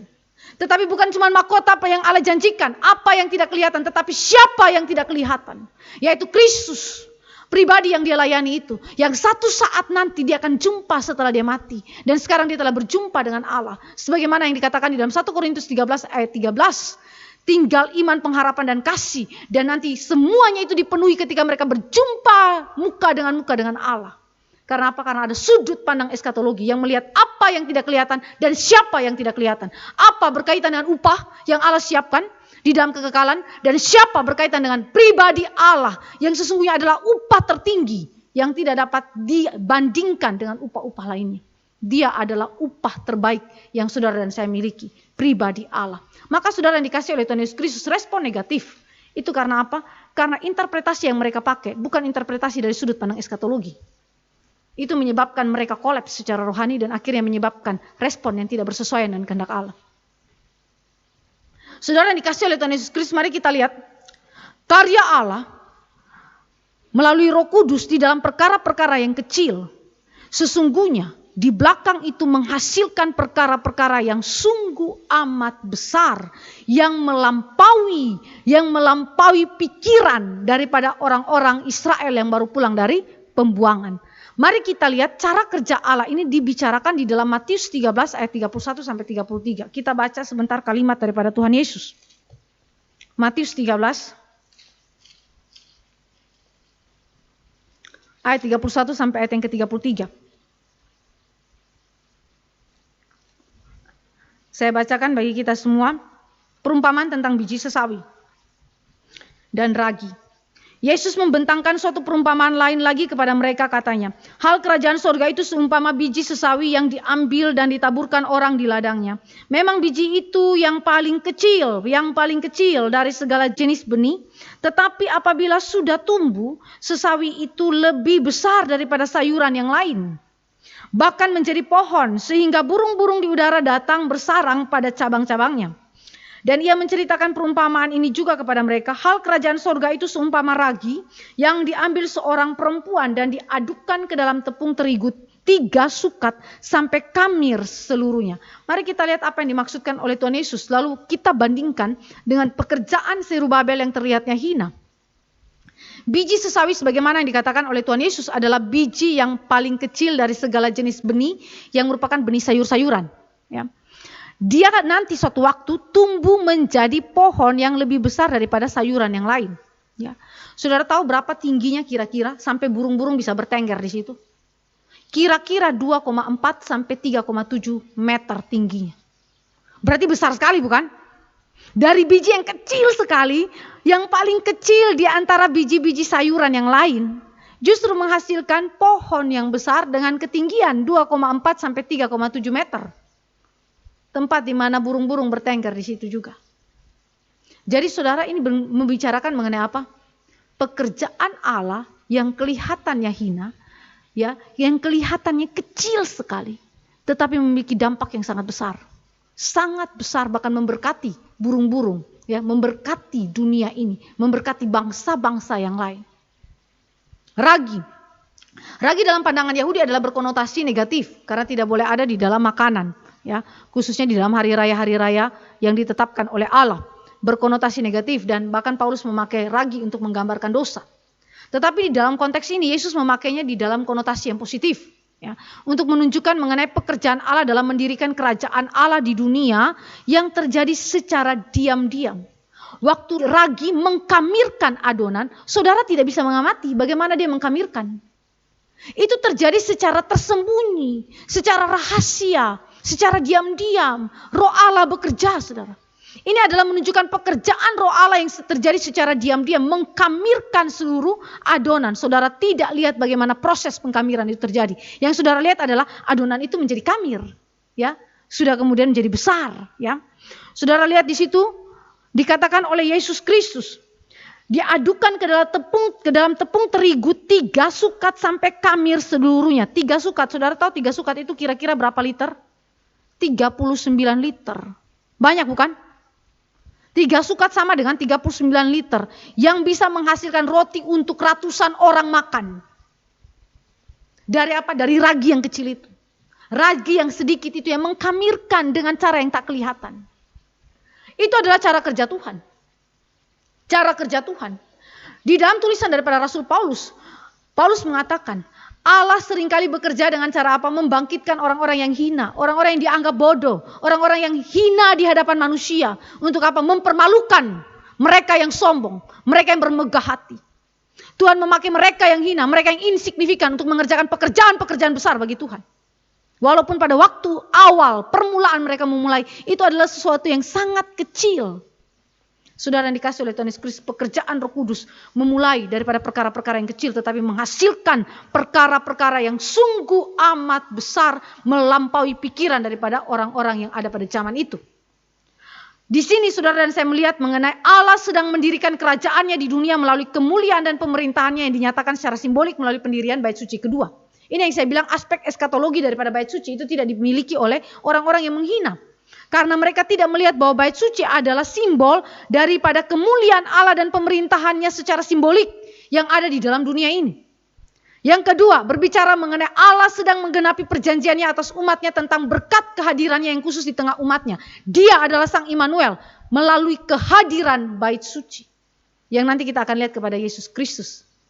Saudara yang dikasih oleh Tuhan Yesus Kristus, dengan demikian kita melihat bahwa betapa Tuhan Allah itu bekerja dengan ajaib dan luar biasanya memakai seorang yang insignifikan untuk mengerjakan pekerjaan yang luar biasa besar, yaitu pendirian kerajaan Allah dan menyatakan kehadiran Allah yang khusus melalui Kristus yang akan datang dengan mendirikan bait suci kedua yang terlihat hina.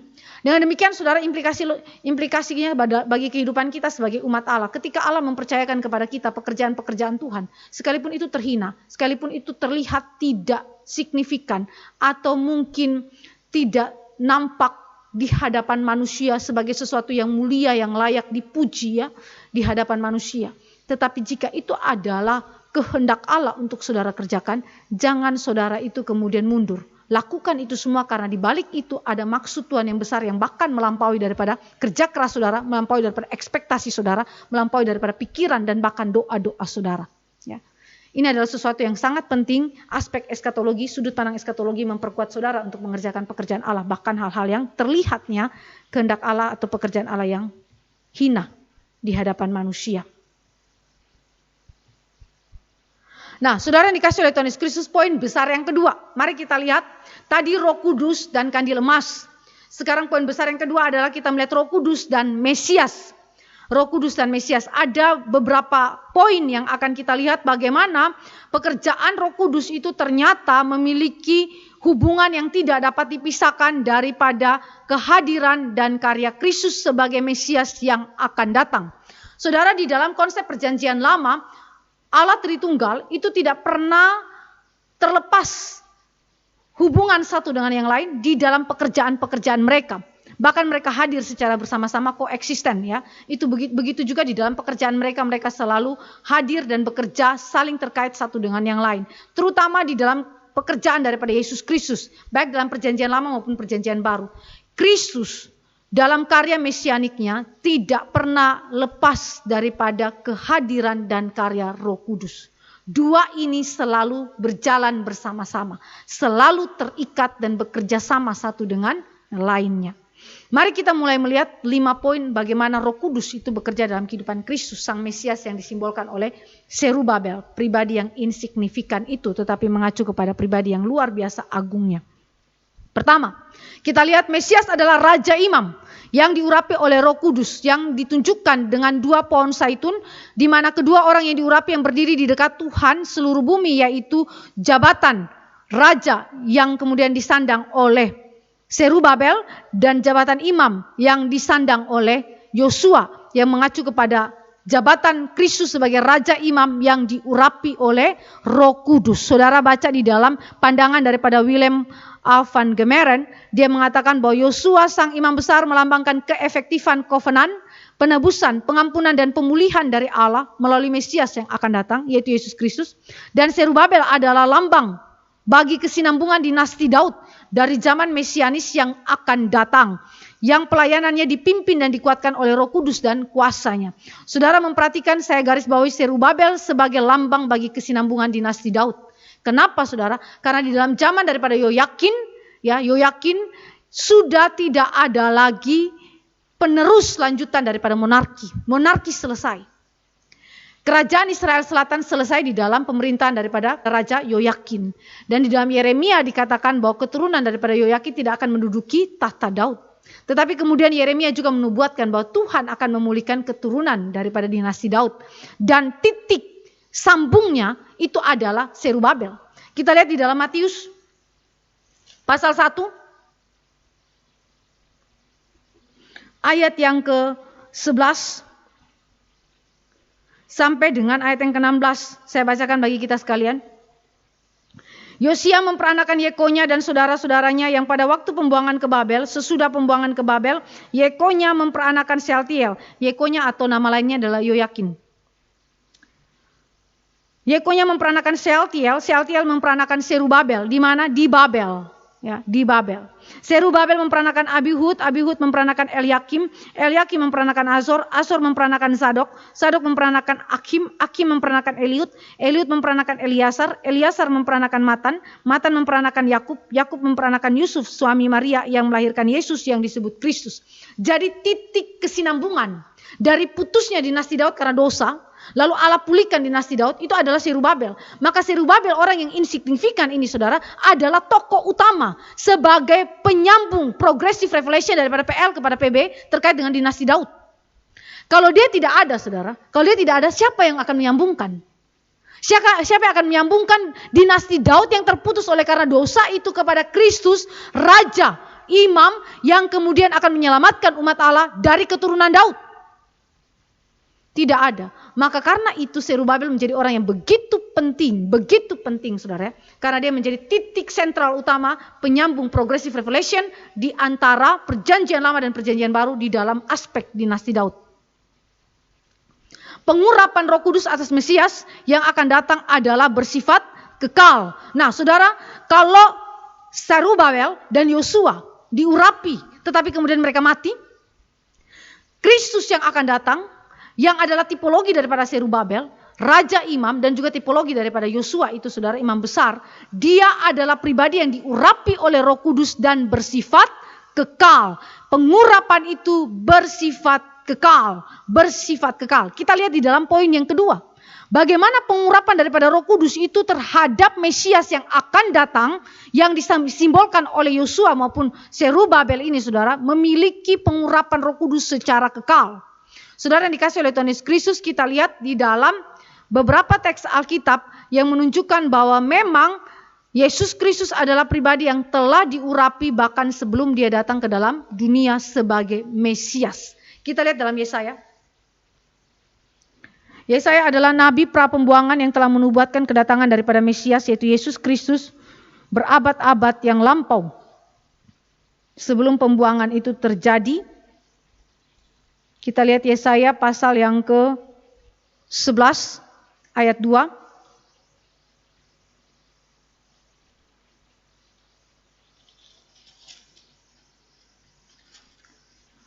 Demikian firman Tuhan. Saya baca langsung dari ayat yang pertama ya, pasal 11 Yesaya. Suatu tunas akan keluar dari tunggul Isai, dan taruk yang akan tumbuh dari pangkalnya akan berbuah. Roh Tuhan akan ada padanya, roh hikmat dan pengertian, roh nasihat dan keperkasaan, roh pengenalan dan takut akan Tuhan. Ya, kesenangannya ialah takut akan Tuhan. Jadi dia adalah tunas Daud itu, yang dimana diurapi oleh Roh Allah. Bahkan kalimat ini sudah ada sejak zaman Yesaya. Lalu pasal 61 ayat 1 dari kitab Yesaya juga berbicara hal yang sama mengenai pengurapan daripada Yesus Kristus sebagai Mesias yang akan datang. Roh Tuhan Allah ada padaku, oleh karena Tuhan telah mengurapi aku. Ia telah mengutus aku untuk menyampaikan kabar baik kepada orang-orang sengsara dan merawat orang-orang yang remuk hati, untuk memberitakan pembebasan kepada orang-orang tawanan dan kepada orang-orang yang terkurung kelepasan daripada penjara. Nah, teks ini kemudian dikutip di dalam Lukas 4 ayat 18, dikonfirmasikan oleh Yesus Kristus bahwa dialah sang Mesias itu yang diurapi oleh Roh Kudus. Dengan demikian sebelum Yesus Kristus datang ke dalam dunia, sudah dikatakan, dinubuatkan oleh perjanjian lama bahwa dia adalah Mesias yang diurapi secara kekal. Dia adalah pribadi yang dipilih oleh Allah, dikhususkan bagi pelayanan kepada Allah. Dan dia diberikan karunia yang berlimpah-limpah oleh Roh Kudus, kuasa untuk kemudian menjalankan tugas pelayanan dia sebagai Mesias, dan diberikan juga beragam karunia yang dibutuhkan di dalam pelayanan. Dengan demikian saudara, ketika Kristus datang ke dalam dunia dan dia diurapi oleh Roh Kudus, itu bukanlah sesuatu yang baru, karena itu sudah terjadi di dalam kekekalan. Pengurapan yang dialaminya di dalam histori, sejarah, adalah suatu penggenapan daripada apa yang telah dinubuatkan di dalam perjanjian lama, dan kemudian mengkonfirmasikan bahwa dia adalah pribadi kekal yang merupakan Mesias yang kekal bagi umat Allah, dipilih khusus oleh Allah sebagai raja imam. Jadi bukan Zerubabel dan Yosua, tetapi mengacu kepada siapa? Kristus yang akan datang sebagai raja imam yang menyelamatkan umat Allah, yang diurapi secara kekal oleh Allah Bapa di sorga. Dengan demikian sekali lagi saya mau tekankan, pribadi yang insignifikan seperti Zerubabel justru mengacu kepada pribadi yang agung luar biasa, yaitu Kristus itu sendiri. Kedua, mari kita lihat, Mesias adalah pribadi yang mendirikan kandil emas dan mengurapinya dengan Roh Kudus. Kalau Zerubabel dan Yosua adalah pribadi yang diurapi oleh Allah dan mengacu kepada Kristus yang adalah Mesias yang diurapi oleh Allah untuk pelayanannya, sekarang Mesias yang adalah Yesus Kristus yang akan datang melampaui Zerubabel dan imam besar. Dalam aspek apa? Dialah yang mendirikan kandil emas dan dialah yang mengurapi kandil emas itu dengan Roh Kudus. Ya, mari kita lihat Matius 3 ayat 11. Ini adalah supremasi Kristus dibandingkan daripada Yosua imam besar maupun Zerubabel di dalam perjanjian lama sebagai keturunan Daud. Mari kita lihat Matius 3 ayat yang ke-11.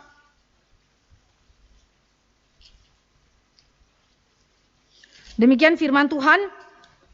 Aku membaptis kamu dengan air sebagai tanda pertobatan, tetapi ia yang datang kemudian daripadaku lebih berkuasa daripadaku, dan aku tidak layak melepaskan kasutnya. Ia akan membaptiskan kamu dengan Roh Kudus dan dengan api. Membaptiskan kamu, atau dengan kata lain mengurapi kamu dengan Roh Kudus dan dengan api. Lalu kita lihat dalam Yohanes 1 ayat 33. Yohanes 1 ayat 33, kesaksian Yohanes Pembaptis tentang Yesus Kristus. Ayat yang ke-33. Dan aku pun tidak mengenalnya, tetapi dia yang mengutus aku untuk membaptis dengan air telah berfirman kepadaku, jikalau engkau melihat roh itu turun ke atas seseorang dan tinggal di atasnya, dialah itu yang akan membaptis dengan Roh Kudus. Perhatikan, dua aspek ini dibicarakan sekaligus dalam Yohanes 1 ayat yang ke-33. Bahwa Yesus adalah Mesias, Raja, Imam yang diurapi oleh Roh Kudus, karena Yohanes Pembaptis dikatakan oleh Allah, dia melihat roh itu turun ke atas seseorang dan tinggal di atasnya. Berarti dia Mesias. Tetapi Mesias ini Mesias yang berbeda dengan Mesias di dalam perjanjian lama dalam jabatan imam, raja, dan nabi.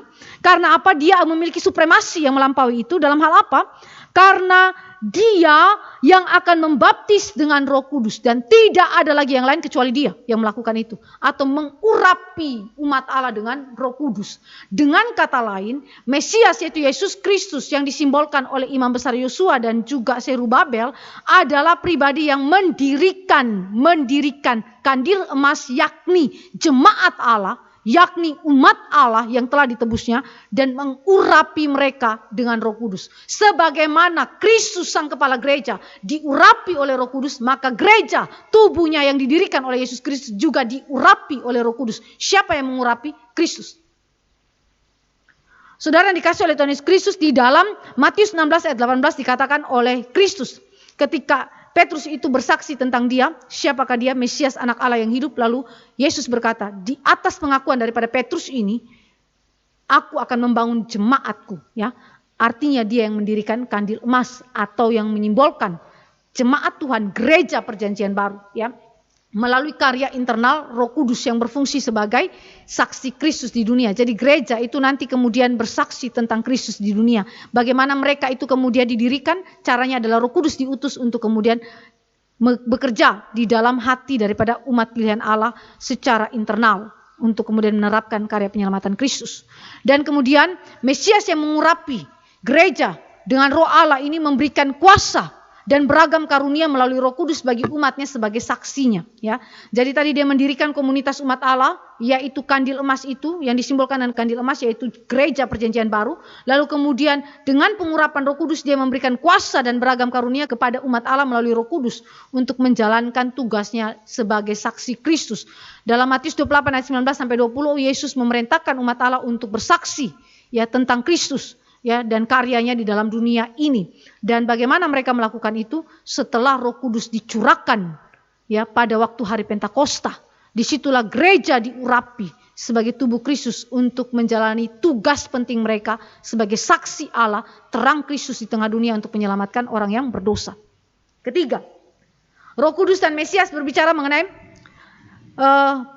Mesias itu adalah terang Allah yang hadir di dalam dunia dan menghadirkan terang itu. Unik ya.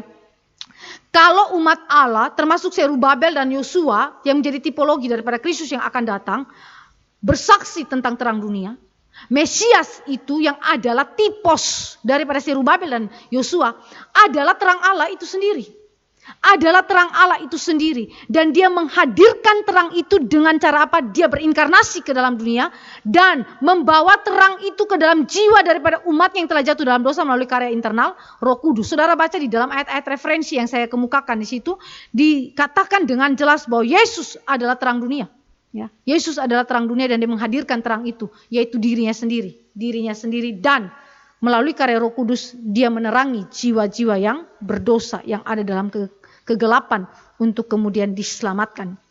Ini adalah supremasi daripada Yesus Kristus yang melampaui daripada Yosua dan Zerubabel.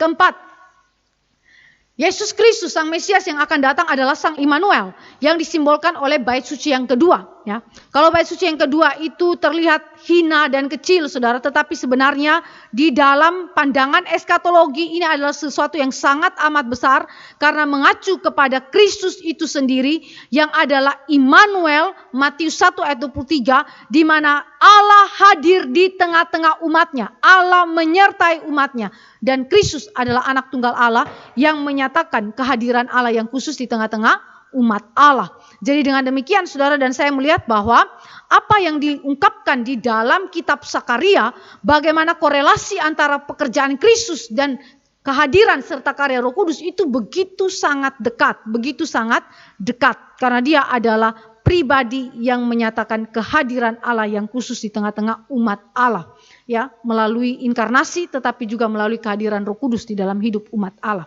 setelah dia naik ke surga.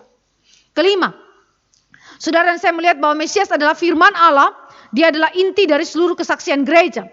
Dan dia adalah satu-satunya pengantara yang membawa keselamatan bagi umatnya melalui karya penebusannya di dunia yang dipandang hina. 1 Korintus 1 ayat 23. Pemberitaan Kristus yang mati tersalib dengan keadaan telanjang tanpa satu kain pun menutupi tubuhnya adalah suatu penghinaan. Ya, di hadapan orang-orang bukan Yahudi adalah sebuah kebodohan, tetapi di hadapan orang Yahudi adalah sebuah batu sandungan. Ini adalah sesuatu yang menunjukkan bahwa Kristus punya pekerjaan di hadapan orang-orang zaman itu insignifikan. Sesuatu yang tidak dapat diterima secara logika, sesuatu yang juga tidak dapat diterima oleh iman orang Yahudi, terhina. Tetapi justru di belakang hinaan itu terpancar kemuliaan Allah yang begitu besar. Di mana melalui kematian dan kebangkitan Kristus, dia menyelamatkan semua orang yang telah dipilih Allah dari dosa dan iblis. Sehingga mereka dapat menikmati kehadiran khusus Allah, berelasi dengan Allah dalam damai sejahtera, dan menikmati seluruh berkat kasih karunia Allah di sorga yang disediakan di dalam Kristus. 1 Petrus 2 ayat 4-8 mengatakan bahwa batu yang telah dibuang justru telah dipilih oleh Allah menjadi batu penjuru. Dan dia adalah Yesus Kristus. Saudara yang dikasih oleh Tuhan Yesus Kristus, sekali lagi Allah bekerja melalui hal-hal yang hina, hal-hal yang terlihat kecil, tetapi di balik itu semua memancarkan kemuliaan Allah yang amat agung. Ini adalah kalimat daripada Martin Luther. Martin Luther mengatakan bahwa di balik salib yang hina itu terpancar kemuliaan Allah yang begitu amat besar. Dan ini adalah disebut sebagai paradoks salib Kristus. Dengan demikian saudara, kiranya firman Tuhan hari ini menguatkan iman saudara ketika Allah memanggil saudara untuk mengerjakan pekerjaan-pekerjaan Allah yang mungkin terlihat hina dan bahkan diri saudara pun dianggap tidak signifikan, tidak penting, dicibir oleh orang lain. Jangan saudara takut, karena jika Tuhan memimpin saudara, jika Tuhan menggerakkan saudara untuk melakukan itu berdasarkan firman Tuhan, percayalah dia menyertai saudara dan ada maksud Allah yang jauh lebih besar dari apa yang kita pikirkan dan kita doakan untuk digenapkan di dalam dunia ini melalui hidup dan pelayanan kita. Kiranya firman Tuhan hari ini boleh memberkati kita semua. Mari kita berdoa. Bapa dalam kerajaan surga, kami sungguh mengucap syukur kepada Engkau karena Engkau adalah Allah kami yang hidup, yang telah bekerja di dalam zaman perjanjian lama, perjanjian baru, dan sepanjang zaman di dalam kehidupan gereja Tuhan.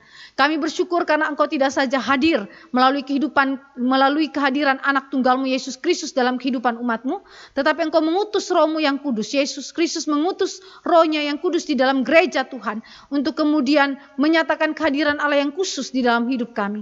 Kami sungguh bersyukur kepada Tuhan karena kami melihat pekerjaan Allah Tritunggal di dalam kehidupan kami yang begitu indah. Dan biarlah kami semakin bersyukur kepada Tuhan, dan melalui semuanya ini kami lebih digerakkan lagi, didorong lagi, dimotivasi lagi untuk melakukan pelayanan Tuhan dengan sungguh-sungguh. Sekalipun pelayanan itu mungkin terlihat hina di hadapan manusia dan mungkin tidak dipandang oleh manusia, tetapi kami berdoa, kuatkanlah jiwa kami untuk melakukan apa yang menjadi kehendak Allah. Karena di balik itu semua Tuhan ingin menyatakan kemuliaan Allah yang jauh lebih besar daripada pekerjaan-pekerjaan kami dan ekspektasi serta doa-doa kami. Kami sungguh bersyukur kepadamu Tuhan. Di dalam nama Yesus Kristus Tuhan kami berdoa dan menaikkan syukur. Amin.